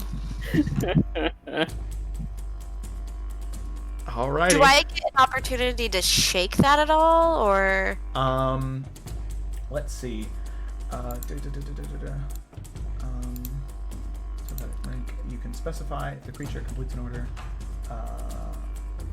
until the end of your next turn. The creature only takes damage during this time. Each time the target takes damage, it makes a new wisdom saving throw. Duncan has to hit you. Awesome. Okay, wait. I'm sorry. Say that again. Each time you take damage, you can make a new wisdom saving throw. All right. Cool. All right. Sorry, Duncan. I'm probably gonna murder him. It's great for Alec's psyche right now. Yup. Oh. Hey, bud, alrighty. One. So go ahead and roll damage. I can keep track of his HP. All right. Okay, 17 points of damage. Woo, holy shit. So you slash into him once, cutting into his arm, and you can see him. Alec, think! And with the second one, you go and slash down in this rage, this primal rage. He dodges out of the way just barely, due to a misstep of anger on your part. And with that, it comes to Duncan's turn. So, whoever's running Duncan this turn, what is he doing? I'm leaving his life in your hands. I have an idea if you don't. Go, please. Okay. Misty Step, bonus action. Cool. He can do that up to 30 feet. Oh yeah, I can. So 5, 10, 15, 20, 25, 30. And lightning. Oh no, he can't do that.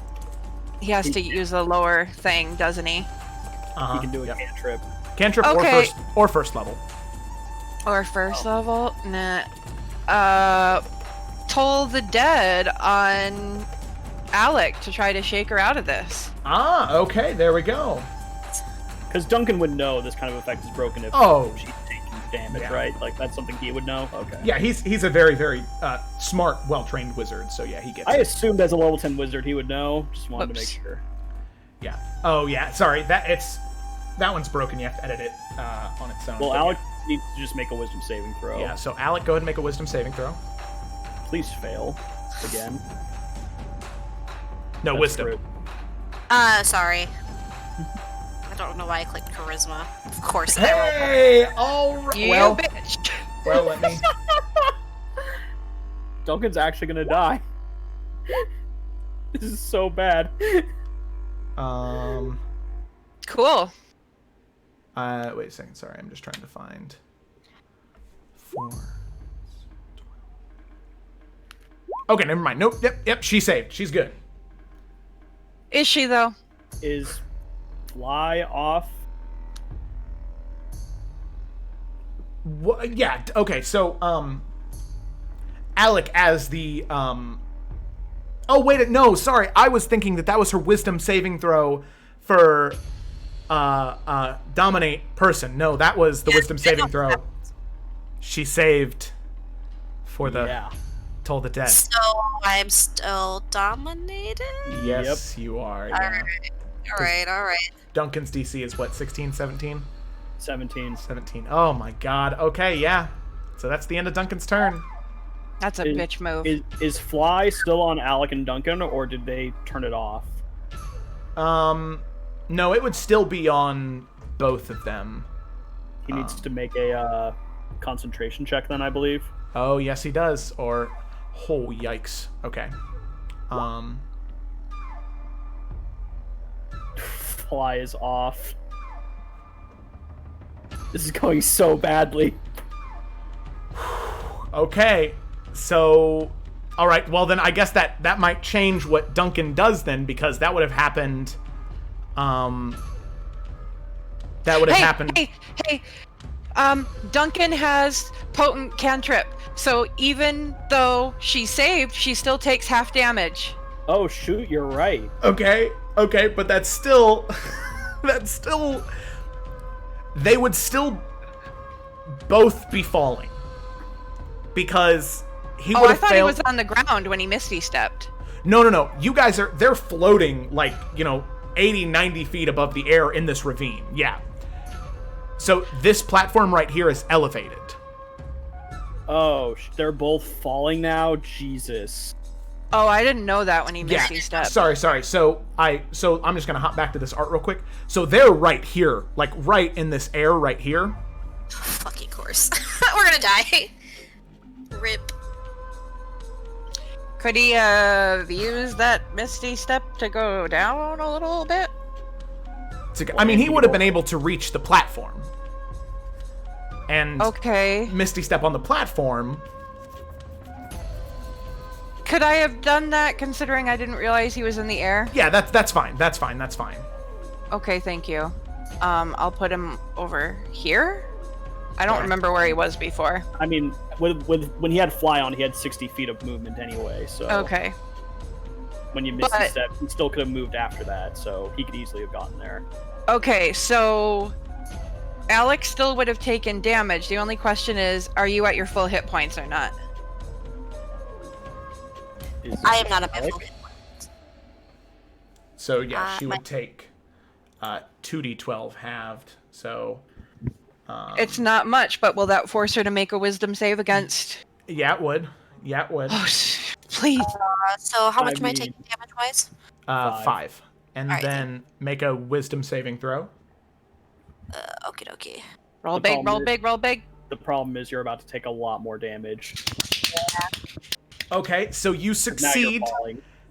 And as soon as it wears off, you are falling. And you can see Duncan recoiling his hand, and you have no memory of what just happened. You remember being angry and raging, and, well, I guess technically you are still raging. But you're not angry at Duncan anymore, you're angry at Frederick, and you don't know exactly why, but you don't have much time to think about it, because you are falling. Okay. And yeah, it's about, you're about 80 feet away from water right now. Okay, that's gonna hurt to hit. Yeah. Alrighty. I'm so sorry. No, it's not your fault. Things aren't going to plan. Yeah, this is going very badly. Is it my turn? No, it's the Warlock's turn. It's Frederick's turn. Shut up.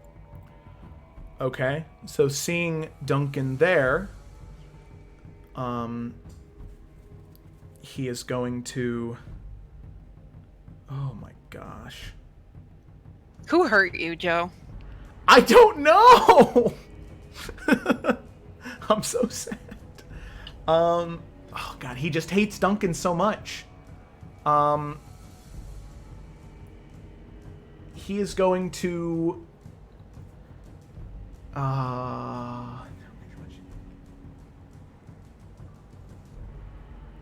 god, yeah, he's gonna look at Duncan, and he's going to say, I want you to feel the way I felt every single day watching you parade around with what you had, and is going to cast Crown of Madness, and I need Duncan to make a Wisdom saving throw. I got it. Yeah. Oh! Nice! Nice. So, as he does that, you can see... Wait, yes. Okay. Sorry, I was worried I clicked Varnas for a second, but I'm still on Duncan's page. We're fine. Yeah, so you can see him begin to look and sort of... Well, Alec, you can see him begin to look and scatter his eyes around like he's losing his mind, but then you see him close them and focus, and he says, No, Frederick! Stop this! She's innocent in all of this! She doesn't deserve to die! And that's all the time. That's the end of the Warlock's turn. Alec, you fall. Do you want to do anything? Is there anything you maybe can do? I was just looking at my character sheet. No. Unless I can try to, like, angle my fall to where I fall on the platform. Was I even close to it? No, you're right where you were. So you were, above it and you're about 20 feet away. So I can't even, like, fall with grace to try to grab onto something? Or am I just plunging straight down? Because that's fine. I just want to know if there's, like, I can just swing my momentum to try to get over there. Okay, here's what I'll do. It's fine. It is what it is. I just feel like I've totally failed Duncan and legit everything. So you were swinging when it fell, so there would be, like, a little bit of momentum. So I'm gonna say, roll a strength saving throw for me, which I think you have with advantage. Okay. This is just funny. Advantage. Alright. Wow. Hey. Okay, so as you are swinging and you begin to fall, you are falling towards the platform, and it does extend further down. As you are falling, you can see that there is a small bit of stone that is jutting out just a little bit where you might be able to get some type of something. I'd like you to roll for an attack for me. Just with the greatsword, or does it not matter? Yeah, just with the greatsword. Okay, so as you are falling and you are just barely able to swing closer towards that area, you thrust your greatsword into the stone, and it is at just the right angle where now you thrust it in, and this sword enchanted by Istishia so long ago when you were in the Sunken City, you feel it carve into the stone that belongs here. And as you thrust the sword in, that water that was inside this area begins to pour out around you. It begins to pour out around and on top of you, and at first it is that sickly green sludge, but with the piercing of the blade, something you haven't seen in a while, those runes all along the front and back of the blade, they begin to glow. And that water around you begins to just slightly change color a little bit. It's not changing from green too much, but it does start to glow more translucent and more blue. It starts to get some of its hue back, and you can feel like there's something grabbing onto the blade from the other side and just kind of holding on. It's not pulling you up, so you would on your next turn be able to start climbing up the stone, But for right now, you're just kind of hanging like 30 feet below the platform. Okay. Barely. Awesome. Yeah. Yeah. We'll see. Okay. Awesome. So, with that, that's the end of Alec's turn. Then it is Duncan's turn. It's me, right? Or Mm-hmm. you? No, Okay. it's your turn. All right. So now Okay. we have Harry Potter happening. Okay, Joe, question. Yeah. Because I don't know Duncan as a character. So, in this moment, what's going on? Would he be more focused on the warlock or more on trying to save Alec, who he just saw starting to fall? He would definitely try and save Alec. Okay. Then he will run over there and look. And And he Duncan can looks see over. that she's kind of held on. Yep. Sees the water starting to leak out of that basin. Okay, then he's gonna cast Fly again, so that Alec can fly up instead of falling to her death, potentially. Okay, is he casting that at 3rd level for just her? Yes. Okay. And he'll move there just so he doesn't get just like shoved off, hopefully.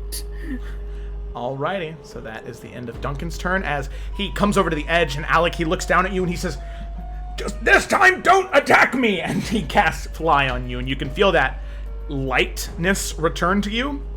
And yeah, you feel like you can freely move without dying, unless, depending on what happens on this next turn. Yeah.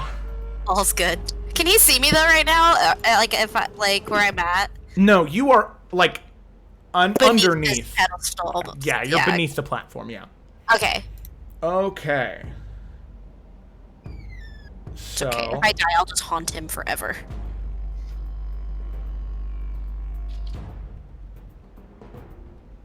Oh, wait a second.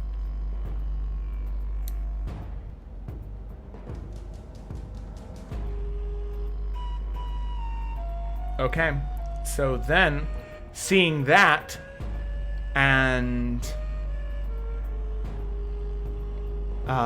Frederick will say, "Fine, Duncan. Fine. Save others all you want, but now you can't save yourself." And he's going to cast telekinesis. Counter spell. Hey, all right. Well, I do need Duncan to make a check. Okay. That would just be a spell attack check, I believe, right? Because it is a 5th level spell, so that means he would need... Oh. He would know it's that though, right? He would, yeah. Then he'll cast it at 5th. Woo! Alrighty. So he tries, and you can see Duncan begin to lift up a little bit. Well, Duncan is like lifted up off the ground a little bit, but then once again returns with a counter spell, dissipating the magic. He drops back down on to the ground, and you can see that Frederick is just fuming with anger, and Duncan says, "No! Frederick, please!" And at about that moment, the rest of you heading down the stairs, seeing that corridor, that more ornate one, and you look off, you can see natural light, and you hear Duncan yell, "Frederick, please!" And with that, I'll go ahead and throw you guys on here where you're at. So you guys would be in this back corner all the way back here. That would be about where the arm outstretches to where you are. So let me go ahead and add, let's see, mechanics, and then Selah, and then Cyrus, and then Varnast, and then Doggolin. Where are they at? There they are. Alrighty, heading up the back. So the 5 of you burst through the doorway. You can see Duncan like lifted up, about to be thrown off the side of the platform, but he returns with this bright cluster of blue light that consumes the spell conjured in Frederick's hand, dissipates. He drops down to the ground. None of you see Alec anywhere. So with that, I'd like all of you to roll for initiative now. as we come to the 20 on initiative, after Frederick's turn. Let's see, wah!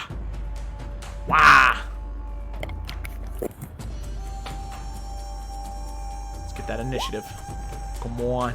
Oh my gosh, guys! Oh my gosh! There we go.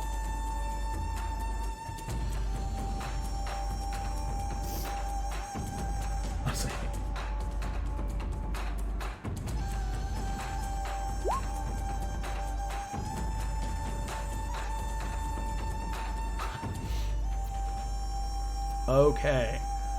So, that everybody on there? Don't forget about the Dogglin. Yeah, Dogglin. Oh, I apologize.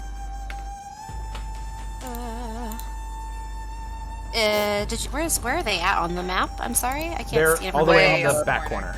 Right behind the Ganix and Sayla. Oh wow, okay. Sorry.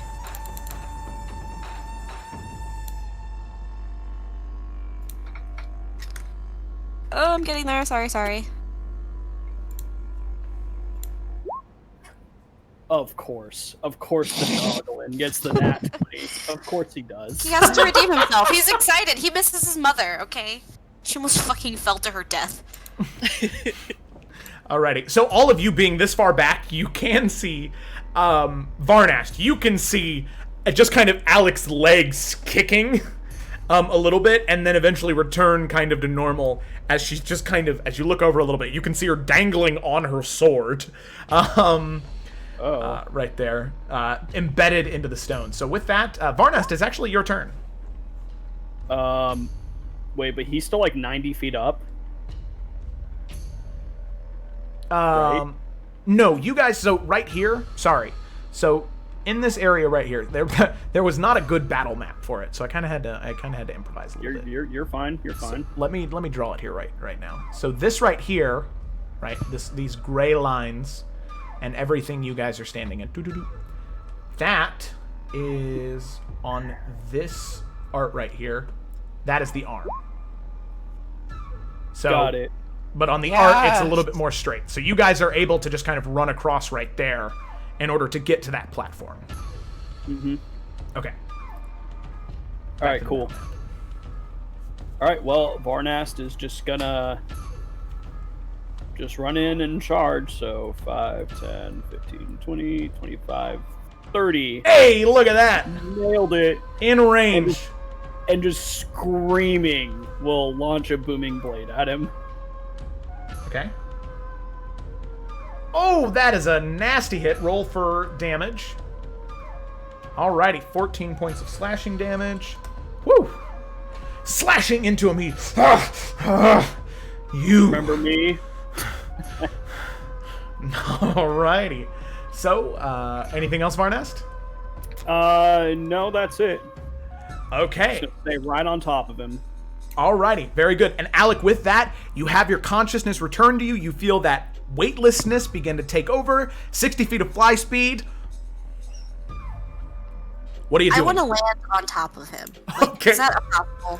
So as you pull your sword out and begin to fly, there is this torrent of water that sprays out that is now this bright blue color that begins to hit the water, and almost like when you add oil on top of water, it just begins to sit on top and then slowly begin to seep in. And you can see, almost like when Varnast performs healing rituals on people, or Morganix uses her lay on hands, you're having a very similar effect to the water. And you don't have much time to process it because you're too enraged as you fly up and then slam down. I'd like you to go ahead and roll your 2 attacks, and we'll, depending on how much damage, she might just be knocked prone. Okay. I'm just telling you right now, Alec is she is attacking to kill, and she's going to reckless attack. Okay, all right, roll both your attacks with advantage. Okay. All right, both those hit, both those. Oh gosh. Okay, so you do only get the Divine Fury on the first one. I apologize. No, you're good. So You're good. take away 2 from that last one, the last 9. Yeah. So that is, let's see, 21 plus 12 is 33 plus... Oh, wow. What did I say? Oh, shoot, I forgot what I said. 33. 33 plus 2, 35 points of damage. Whoa, okay. So yeah, as you cut into him twice, you really do just knock him prone. And I'm going to move him right there just that way we can still see him. So you do knock him prone and are on top of him, and we'll just say that this broken, or this arrow in the back guy is him being prone with you sort of standing over on top of him. Varnest, you see Alec fly up and then down, just slashing twice, blood spurting out of him as he falls down on the ground, almost kind of cowering. Alrighty. So Alec, anything else? I'm just gonna stay on top of him. Okay, very cool. So then it comes to Duncan's turn. So what's Duncan doing in this moment? Am I Jaegering him? What? Am I piloting Duncan? Yes, you It's your are. turn. Yeah, hold person on Frederick. Okay, alrighty. This guy's about to have a bad day. Alrighty. So, Well, because he's trying to capture, not kill, right? yeah, exactly. Sure. And hold That's person what we're doing. is wisdom. Yeah. Okay. And that is a 15. Duncan's DC is 17. He Prone, fails. paralyzed on the ground. Duncan is going to run up to him and just begin to kind of push you out of the way. Alec, just a little bit. Obviously, you're not moving at all, but he's going to get on top of him, and he's just going to say, Frederick, please just look at me, listen to me. You don't need this. You don't. And is gonna try and persuade, but that's not gonna be good. Well, do you have his character sheet pulled up? I do, yes. Yeah, go ahead and make a persuasion check with disadvantage.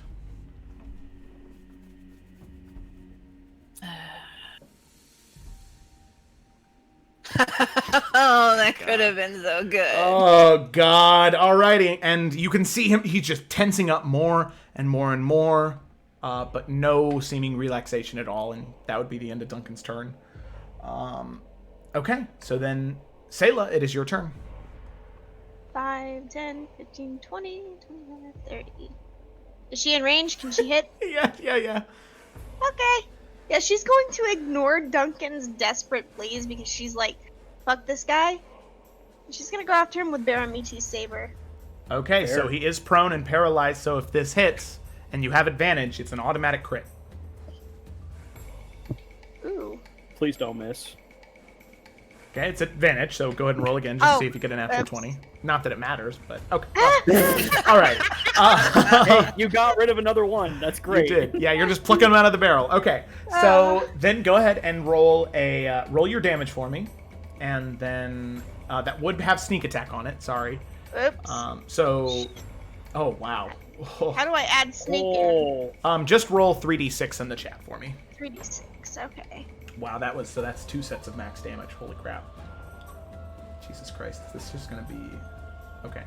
So, let me do the math here real quick. That would be 18 plus 8 is 24 base.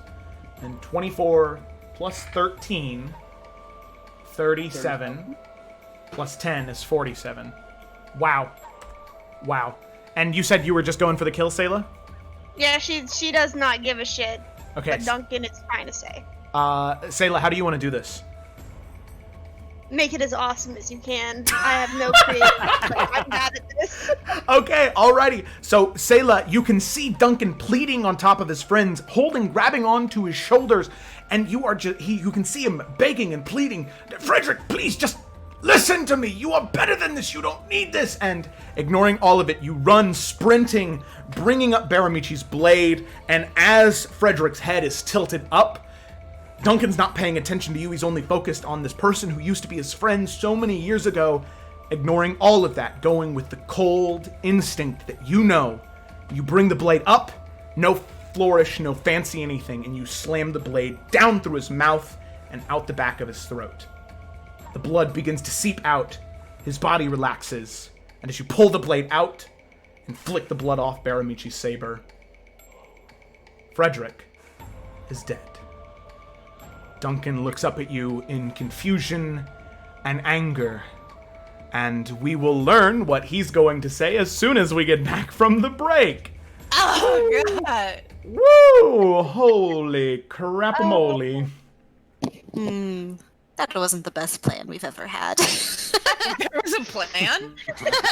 Oh my gosh. Why didn't anybody share the plan with me?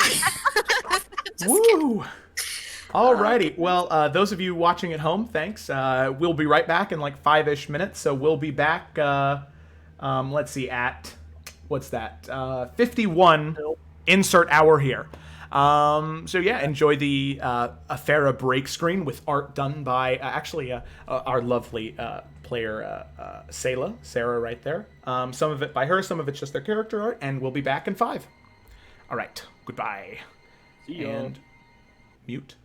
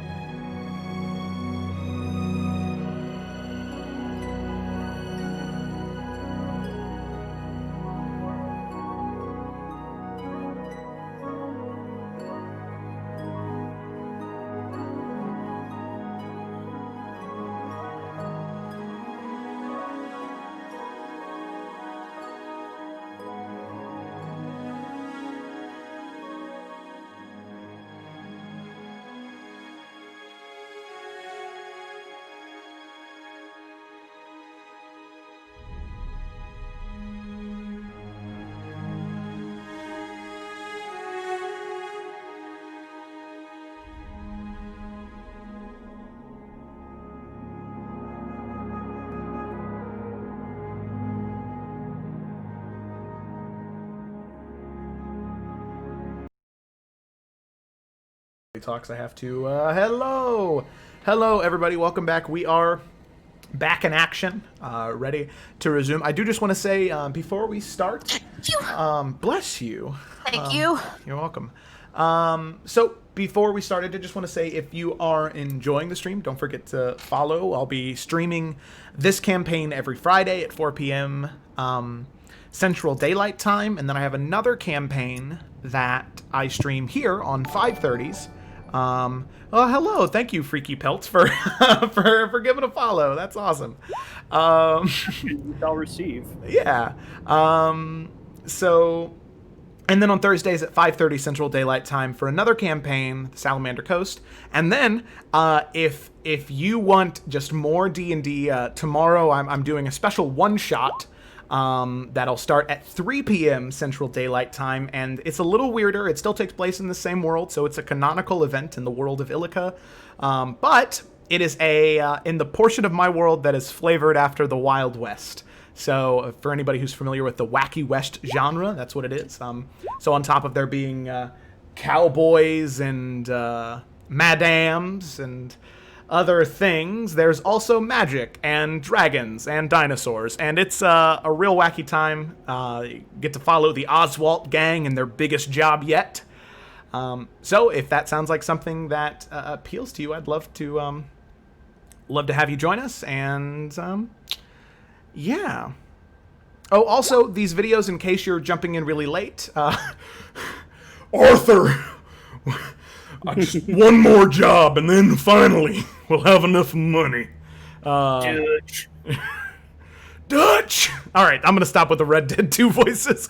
But if you are jumping in halfway, these will be uploaded, like the rest of the session will be available on Twitch, but also will be uploaded to my YouTube channel, where on top of these videos, I also make other D&D advice videos, and if you are curious about these characters at all, now uploaded on the channel publicly, are a character profile on each one, anywhere between 1 minute to 2 minutes, just that way you can know a little bit more about the characters that you're kind of following along. So, yeah, does anybody, I don't know, have anything they want to add, or are we just ready to jump back into this Let's go. All right, here we go. We're jumping in. Let me pull my screens back up here. Woo, okay, so you all, now, diving back in.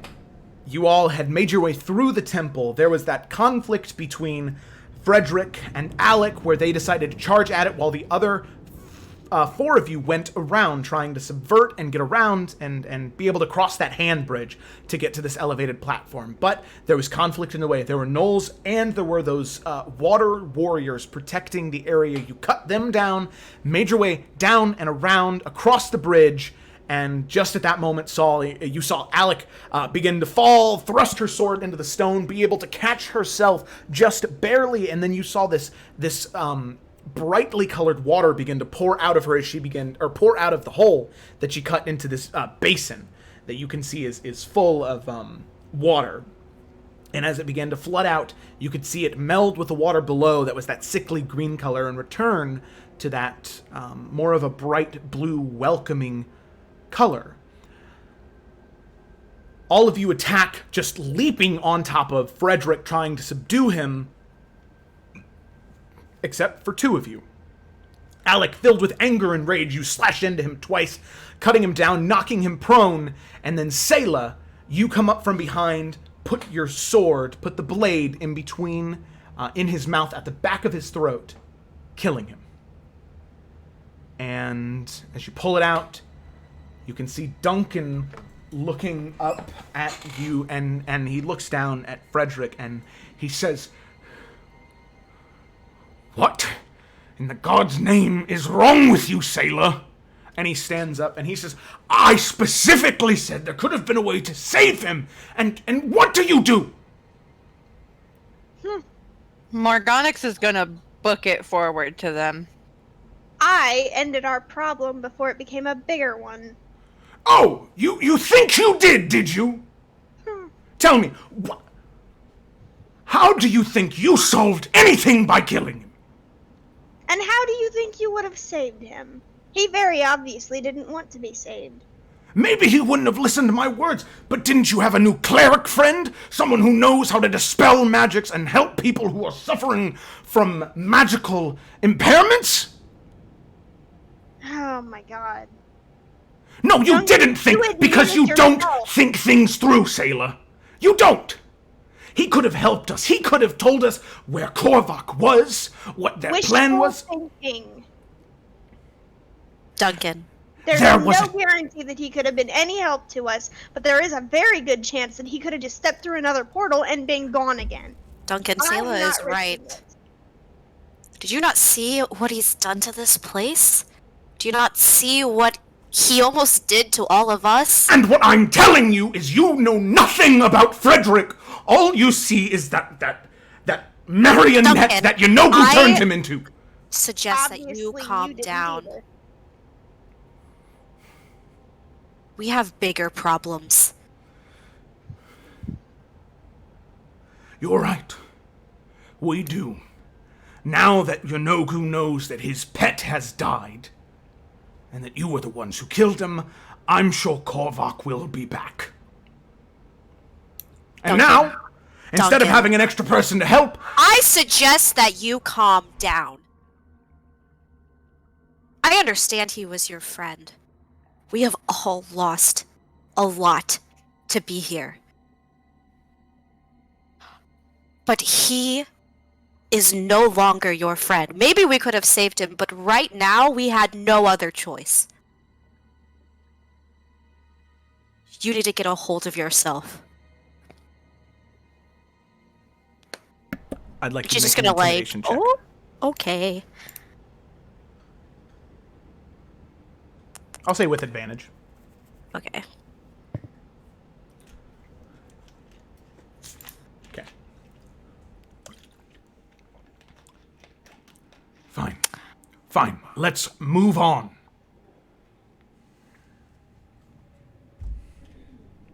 Do you mind if I at least say a few words? You all obviously don't care, so you can move on.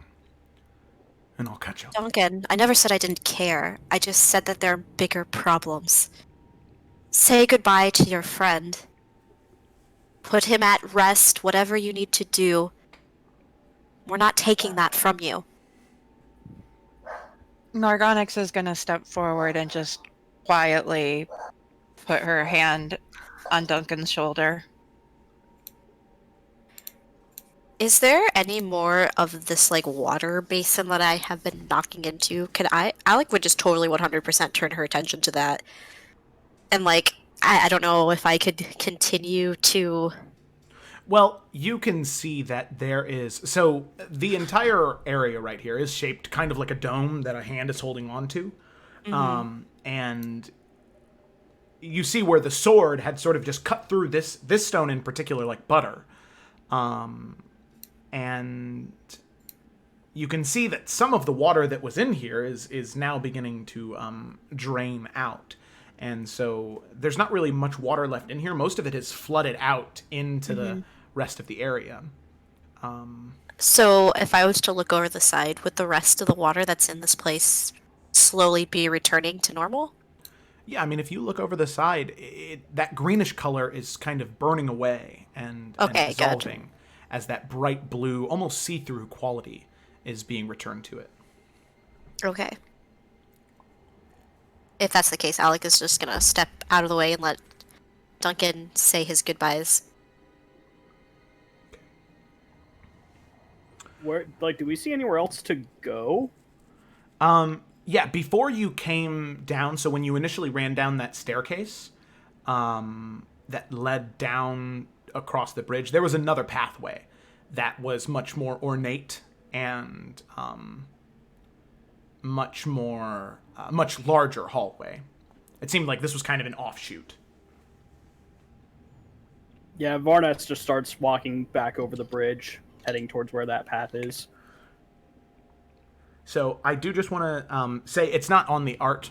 Not every art you find is perfect, but there was a collection of tables and different items scattered throughout those tables, different alchemical Morganix would really like all that alchemical stuff, but she's gonna stay with Duncan and just try to be like a comforting, calming presence. She feels really Alec bad is for him.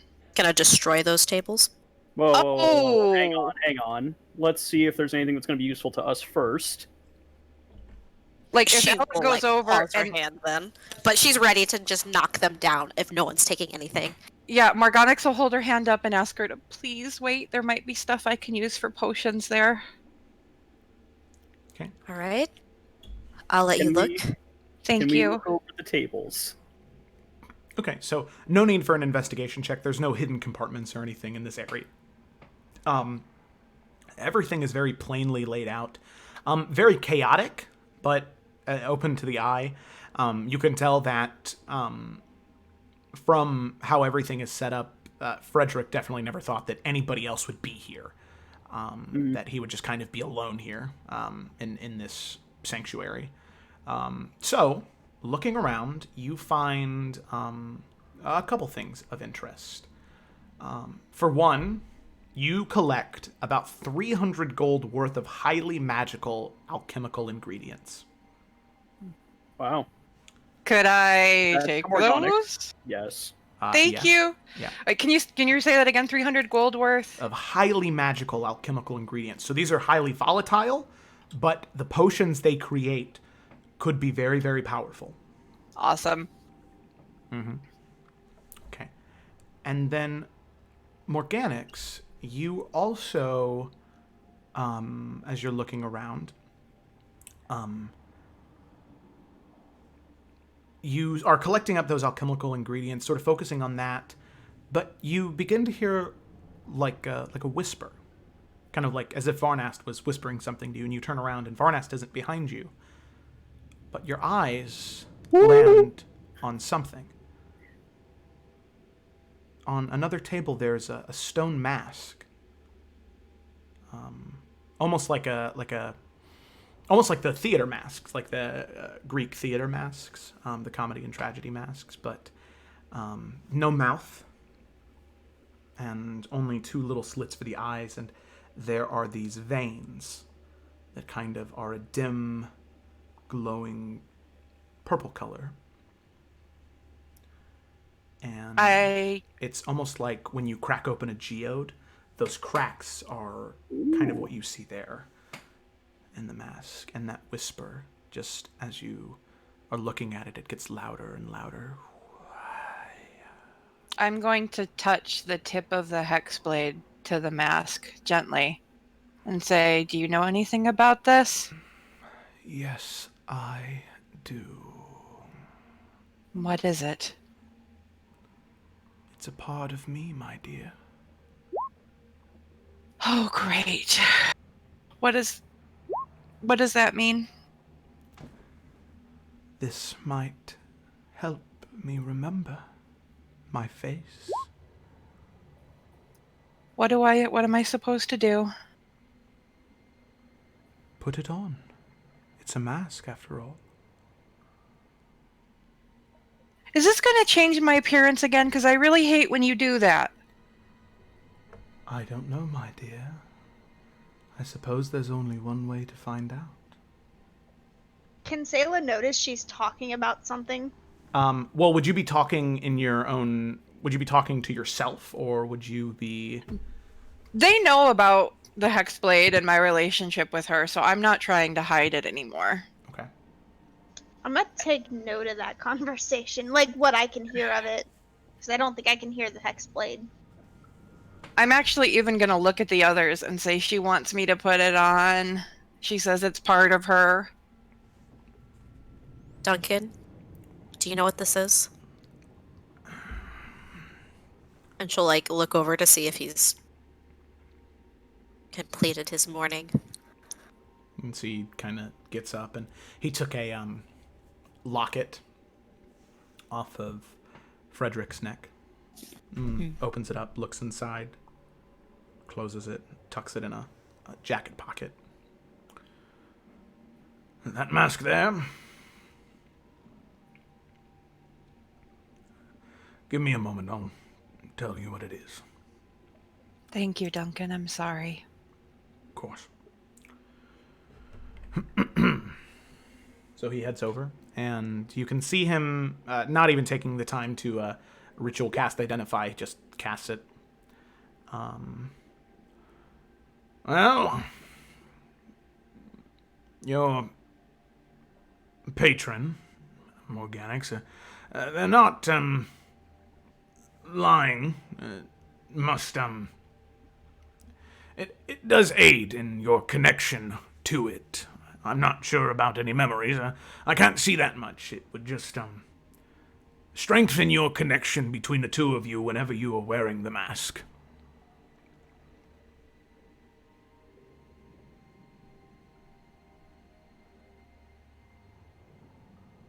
I'm gonna sigh heavily. If you turn me purple, I'm going to be very irritated, and I'm gonna put the mask on. What's wrong with being purple? Nothing, but I Hell. can't explain that to my parents. I knew Cyrus was gonna jump in right there, Okay. as he should. So, as you pick up the mask and you put it on, you take a moment, you inhale, and for a moment you feel like you are like almost suffocating a little bit because there's no slit in the stone mask. It's just flat stone up against your face. But then you feel it begin to fuse a little bit, and you no longer need to hold it up. And then there is this flash of energy as it begins to like meld into your skin, and the stone shoots up, and it goes from being this mask of stone to almost like a masquerade mask, like a cat. Pure black satin and felt. And now attuned to it, it is a mask of the Pact Bearer. So I'm going to go ahead and show this to everyone. So it originally looked like the one down there at the bottom. That's what it originally looked like. That is what it does down there.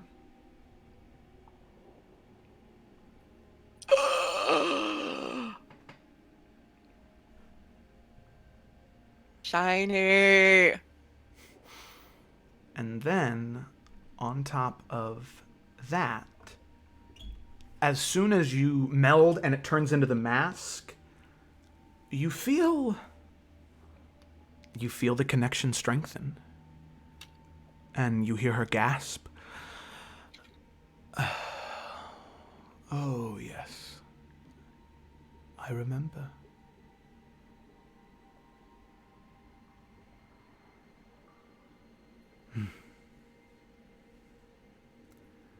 Morganix, you've done right by me, and you've helped me.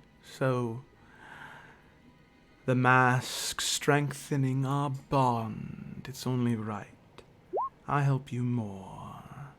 You said you're tired of looking the way you do? I would just like it if you asked my permission once in a while. Like, I would like to go home someday, and it's going to be really hard to explain this stuff to my parents. Don't worry, darling.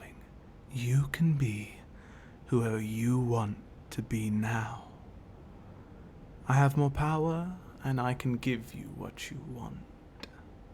And as the voice fades, you can feel a surge of magic within your veins and your mind. And you now have access to the Warlock Invocation Mask of Many Faces. Oh, I was hoping it was that! Yes! Noise. I'm gonna look over at Cyrus and say, I really didn't mean that as an insult. I think you're lovely. I just don't want to have to explain that I kind of gesture to my eyes and my hair. Like, my parents are gonna think I joined a cult or something. Like, I'm already, like, mid-hip flask. I hold up one finger and say, oh, no, I know I'm lovely. Nice. Okay. And then, yeah, I will, after today's session, I will message you some things. And Oh god. yeah. We'll get to There's that when we the get to other that. shoe dropping. Yep. Anything else stick out while we search these tables? Yes, Varnas, the one thing that sticks out to you is, while Morganix clings to those alchemical ingredients and the mask, you see something that you have been searching for a while. You can see that on one of the tables, nestled in between what looks like a small sort of metal rack, you can see a fairly large diamond. And next to it, there are different scrolls of different things and old texts and runes scattered amongst the area. But this diamond right here is fairly large. It's very well cut. And it's probably worth about 2,000-3,000 gold. Wow. That's a lot of money. Mm-hmm. That's a lot of revival. You need a little revive. Yeah, Varnast will definitely pick that up. Some of that old time religion. You know it. Is there anything else on this table, Joe? No, most Before of I the tables completely are. topple it? Okay, yeah. Most after they seem to pick all the things of value up, all that's left is, well, the only other thing that you see, Varnast, is that music box. And you also see, and Morganic, well, all of you recognize this. How can I forget about the big kahuna? Morganix, after all of this, you were so caught up in the moment, seeing that thing, being able to change yourself back to normal. And as soon as you activate that mask of many faces, the masquerade mask fades away and isn't there. But anytime you go back to your normal, the default appearance, which is the black hair, purple eyes, normal skin tone, the mask is there. But anytime you change, the mask goes away. So, but after all of that, buried underneath stacks of paper, you see that Korvac never took that tome. That tome from so long ago. The one that he originally stole from you and Al all the way back in the beginning. So, let me go ahead and share with everybody this tome. Now it only has one lock remaining. The rest of the chains have been broken off, and there's only the one lock with the one key necessary. You can see that this darkness and chaos clings to it. It begs to be opened and set free, but it's chained, locked away. The darkness swirls around at the center of the book, and it's yours for the taking. Should we give this to our local chaotic master? Looking at you, Cyrus. I mean, I can hold on to it. I mean, sure. Considering how chaotic it looks, it's probably the best. It's not chaotic so much as evil. I carried it once and I didn't like it. I really don't need to hold it then because Lord knows I am evil enough. That's true. I can hold it.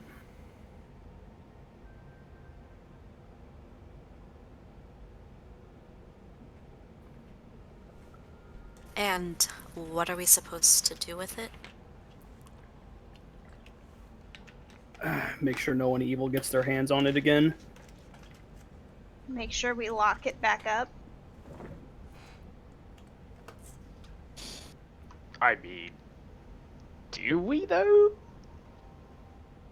I look at Duncan. The book is obviously evil, but I fear myself to read into it or even hold it. That book is what caused Frederick to go insane, to commit to Yanogu. We found it in that desert. Is there a way to destroy it? I'm sure there is, but not to my knowledge. Cast it into the flames, Isildur. I was just wondering where the nearest volcano was.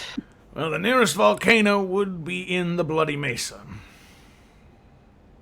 But on top of your knolls, I believe Korvac calls his home there. You also Probably have to not worry a good about, idea then. You also have to worry about the blood clans, natives to Efera who, well, they practice a dark art.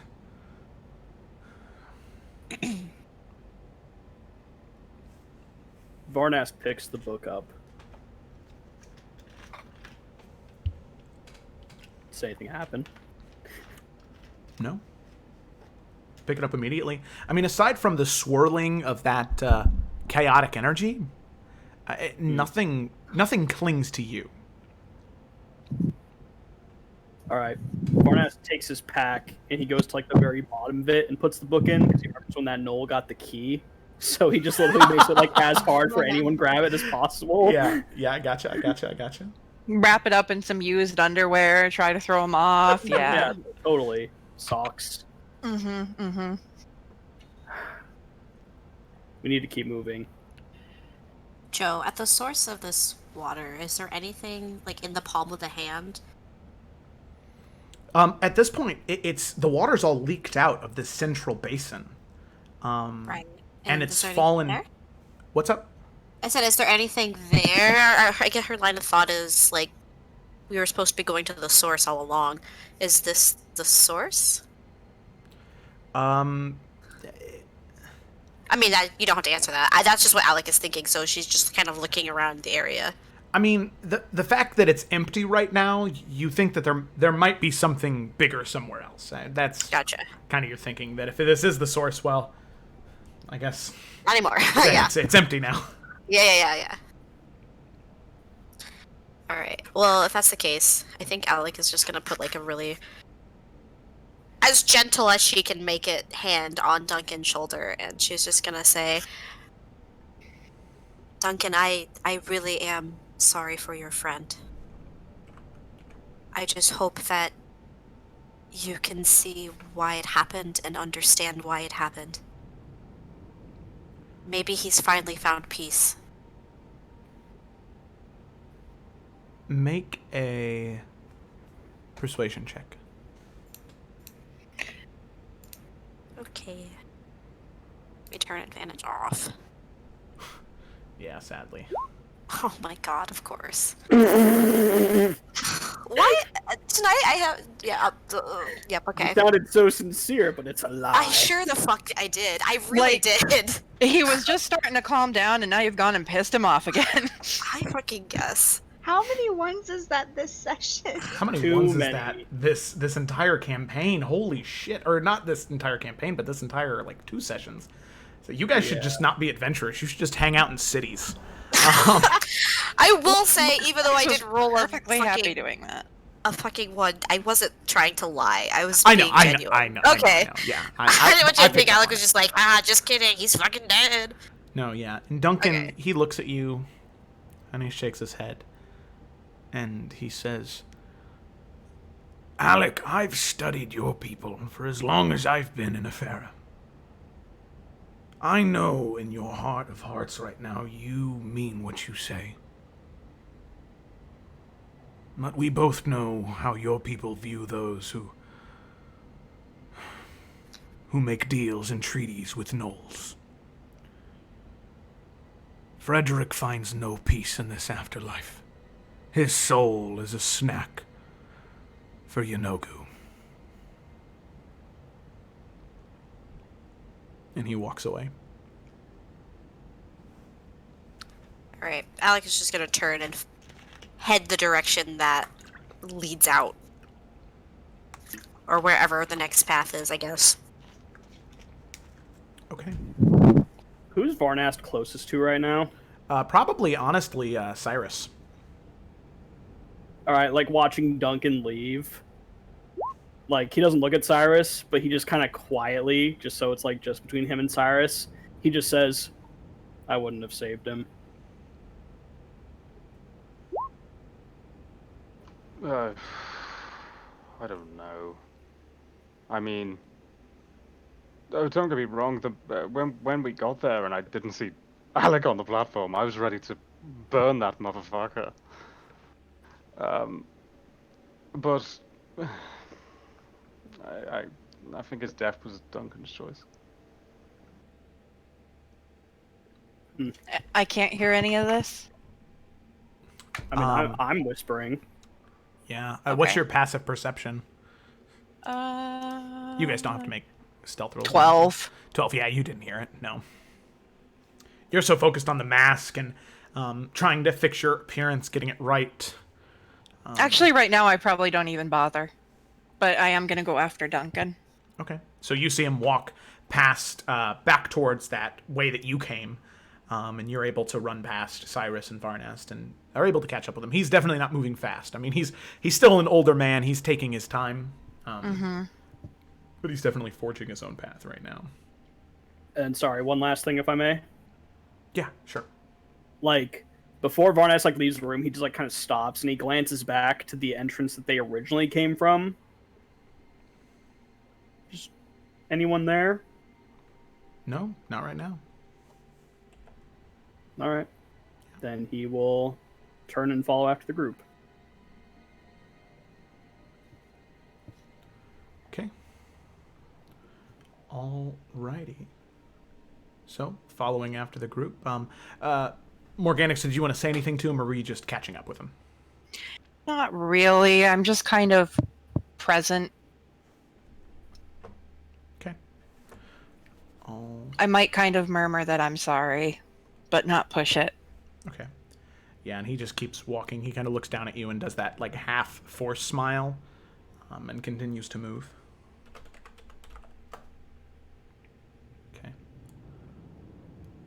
So, all of you continuing your way through and back across that bridge, you can see now that in this particular area, you are in a more developed portion of the temple, where you can tell that at one point in time, this was a very beautiful place. You can see different paintings and carvings in the walls, not necessarily tapestries, but actually engraved into the stone. These different feats of bravery and athleticism from people who are wearing similar war paint to Alec, wielding weapons of a similar style. It seems like a very holy place, just from the reverence that these people and these feats are painted and drawn in. So you are continuing to make your way through, and it is just almost like endless, where it is this large area just full of different, like I said, difference of those paintings.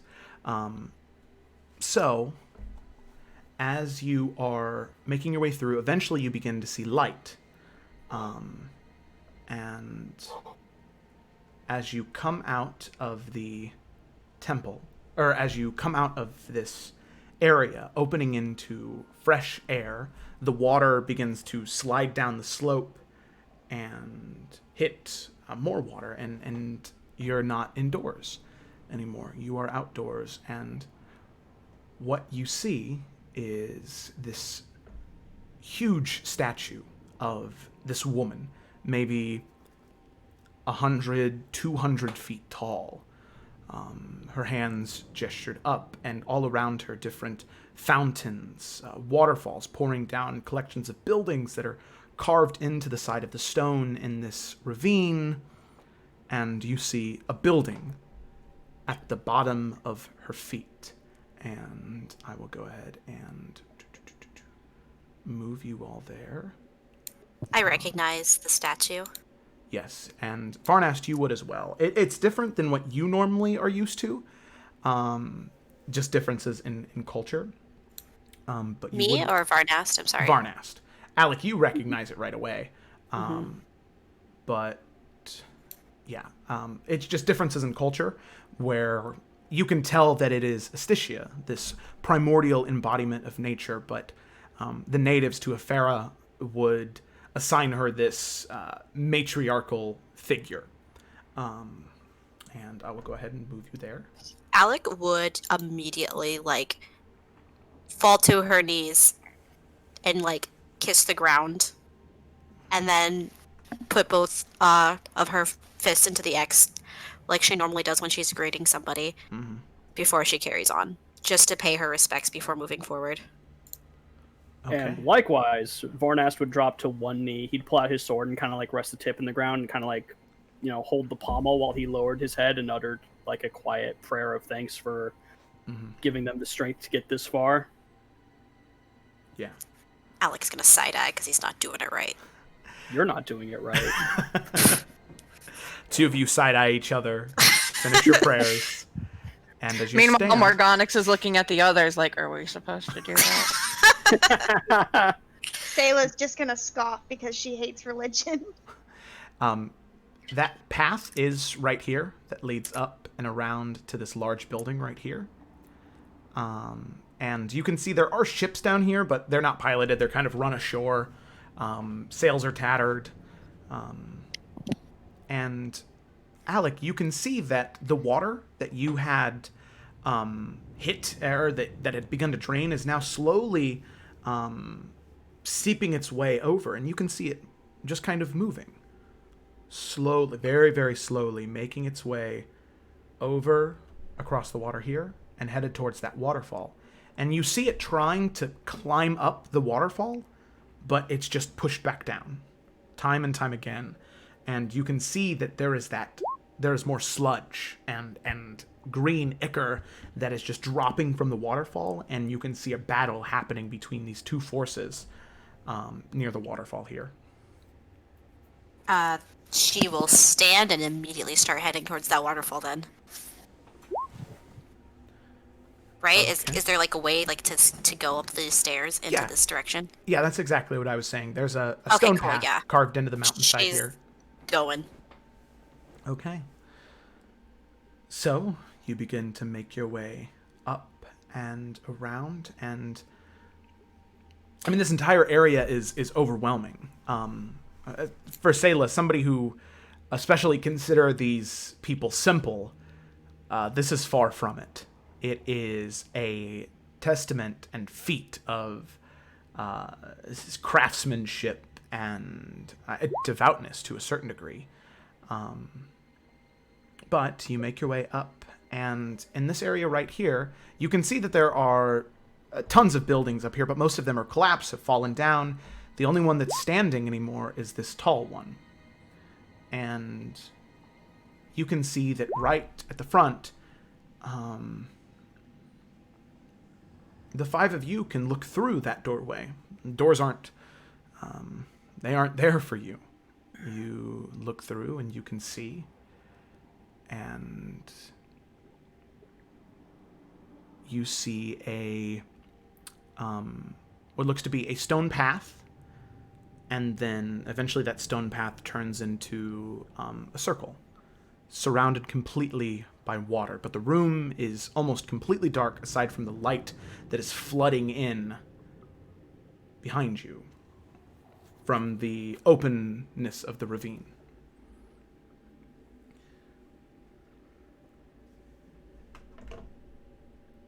And as you approach, Duncan says,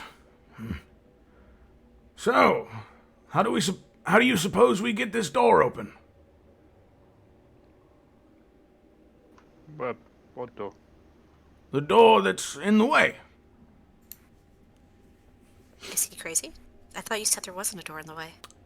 the five of you don't see a door. You can freely walk in. Oh, okay. There isn't a door. I mean, did you steal my wine when I wasn't looking? No, I Was just- or was it or was it or was it or was it the sap wine? Because that shit's strong, man. Because there's no fucking Can Alec door. walk through? And I take a swig. Yeah, and Alec, as you take a Prove the step, point. the world behind you goes dark. Oh fuck. You are in a dimly lit room, and it is just this sickly green color that is surrounding you. You can't hear them outside. You can't see them. All you see now is that green sludge, and you can see that there are symbols carved in to that circle that I was talking about, that stone path that ends in a circle. There are runes carved in there that they're runes of your people, but they glow this sick, tired green color. Can I read what it says? Yeah, I mean, they are the symbols for home, for Estitia, for rebirth and hope and love and care. And it is every word that is etched on this platform is the antithesis of what is happening here. And all of the things that Selah hates, yes. Am I able to, like, take a step back to, like, see if I can go back through You try said to wall? Take a step back, and it is solid. Oh. So all of you just watched Alec go in, I was just trying to prove a point. and Point proven. you all see Alec walk through, and you still see her right there. But as she goes to put her hand back, you see it stops, and her hand gets pressed flat, like almost like when somebody presses their hand on glass, and you can see them on the other end, where the skin kind of flattens. I press my hand against it and see if I can feel her. Yeah, you can grab onto her. And Alec, you feel somebody grab onto your hand. This is why we just don't go. I will doors. pull the hand. Okay, you hold Oh! the hand. That's her first instinct, yeah. Yeah, Morganix, you are pulled through, and you are surrounded by the same thing that she was. Now, at this point, Selah, Varnast, and Cyrus, you all can hear, and Varnast, you're the first to hear it, you can hear yipping coming from that corridor all the way down there. Oh shit! And at first it's 1, and then it is 5 or 6, and then it's 10, and then it's 15, and you can see them just kind of running around the corner, headed up the stairs. And Duncan looks at all of you, and he says, I'll find a way around. Just go in. Morganix is gonna try to get back through to grab Duncan. You can't. You can't Oh, reach back sorry. through. You can't see anything. That, for you, it's just a shroud of darkness. Oh. All you Varnast can kinda- see is the corridor in front of you. Varnast kind of like looks to Duncan. He was like, and he just kind of goes like, "Look for a way, but if you get overwhelmed, get out." And then he just moves through the door. I will. All right. And he's going to cast Fly on himself, and he's going to begin to float. And Selah, Cyrus, you're the last two going in. Yeah. Do you guys say I kind of anything to Duncan reluctantly- before? Yeah. I'd say, serious, don't, I'll pour one out, but get the fuck out of here. I will. Don't worry about me. And Selah, as you move in, and Cyrus, you're looking up at him. He's looking down at you, floating about maybe 15 feet up in the air. Cyrus looking towards him and down towards the path. You see one giant hand grip onto the stone and come around the corner, and you see the scarred snout and the gleaming green gemstone eye peek around the corner, look at you, and then look up at Duncan. Good. Sayla is going to flip him off and then walk in. Okay, you do. Oh my god. And Cyrus, do you head right in? I'm gonna just watch for a second before I do. Okay, the gnolls begin to run up, and they are like knocking into one another, pushing. Some of them are pushing some of the gnolls off into the water, where they fall down. And Cyrus, you can see that the water, that light blue sort of glowing water, as soon as the gnolls fall in, you can see almost like arms wrap around it and pull them down deep into the water. And you can see Korvak. He looks over. Paramici. And he just begins to slowly. All of the rest of these gnolls are tripping over themselves to get flesh, to get blood. But Korvak is cold and calculating. Each step, it seems like he has plotted 10 movements in advance. You can see the green eye glowing as he looks up to Duncan. And Duncan looks down at you and says, Go. I'll be fine. Cyrus, before you go, if you need to go to the Bloody Mesa, go back to Nuvadolka. Jalissa will be able to guide you through it. She knows much more about that place than I do. All right? And you can see him shaking, and no insight check necessary. He is very, very afraid. I nod and lie and say, "Good luck. I'll see you soon." Right. You will. And he turns around and he begins to fly up and ends up coasting up towards one of the arms. And as soon as you head in, you can hear this high-pitched squealing noise emerging from Korvak's eye, slamming into one of the arms of the statue of Estitia. You can hear the crack of the stone, and you move through just to hear the stone begin to break and fall off. And as you enter, there is no sound coming from the outside, just the eerie echoes of the water sloshing on the interior. The 5 of you and the Dogalin are inside. So, let me real quick go ahead and move you to... Let me just check something real quick. Okay. So I'll go ahead and move you to what you're looking at right now. Oh wait, am I missing somebody? Oh yeah, I'm missing Varnas, sorry. Varnas, you would be about right there. So, that is what all of you see. And instead of being a normal, that teal blue color, it is that sickly green that just glows and emanates and honestly twists and writhes your stomach to look at.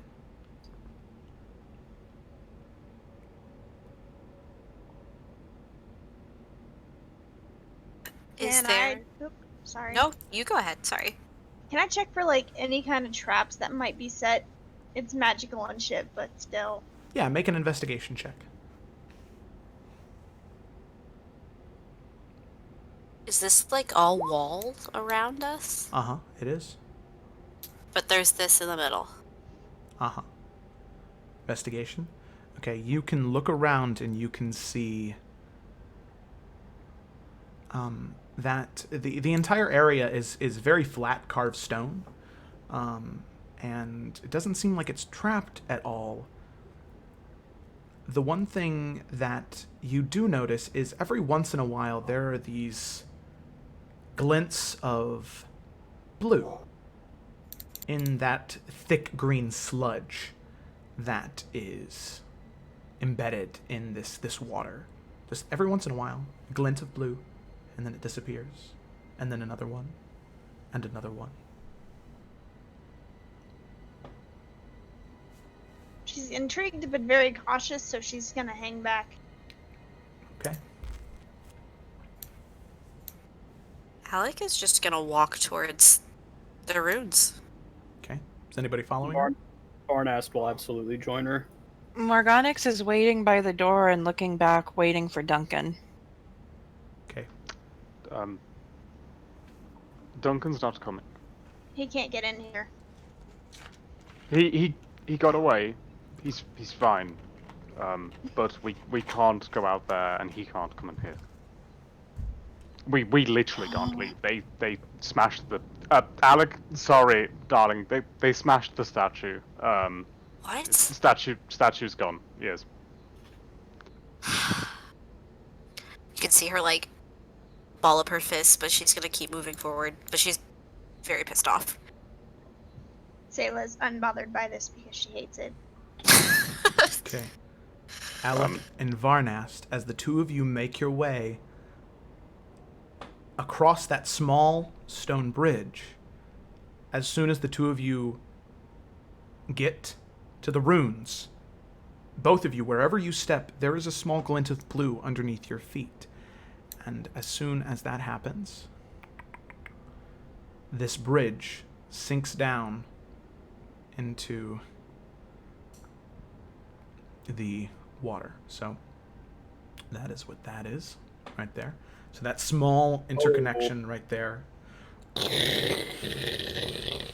sinks beneath the water. It fills the area, and as the two of you stand there, you can hear the water twirling and shifting underneath you. Getting faster and faster and faster. Sayla, you jump back as a gut instinct. And Varnast, you notice it first, but then Alex shortly afterwards, and everyone else after that, you see one small tendril, almost like a tentacle, emerge from over here. But it's not physical. It's another creature of water. It comes out, and you can see a bead of that crystallized blue light inside. And you see another one pop up here, and another smaller one pop up here. Each one with these small gleams of that teal blue light on the inside, buried underneath an armor of that green sludge. And then when you thought that the water could not spin any faster, it picks up once more and then stops. It drops. And for a moment, you see these three tendrils just looking towards each one of you. And then they slowly sink back into the water just a little bit, only peeking out. And then Alec and Varnast, you can feel the pedestal underneath your feet begin to shake as you can see a much larger head begin to emerge out of the water in front of you. Oh. You can see its head is about the size of this pedestal, where you don't know how much more of its body is wrapped up in this area. And you can see it twirling and moving its head, looking at you, Alec, and then at you, Varna, standing on this pedestal. I will drop to my knees immediately. Yeah, what vibe are we getting from this thing? Friend or foe? Just based on how they're acting. It is incredibly hard to tell. Yeah, Alex is on her knees. Pay respect. It is threatening, but any giant water monster is going to be threatening. It hasn't attacked you yet. Do I feel a connection to it? An echo of a connection. There is something there, but it's buried so deep. And oddly enough, Sayla, you feel a connection as well. And it's something that is unnatural, that you really, really, really do not like.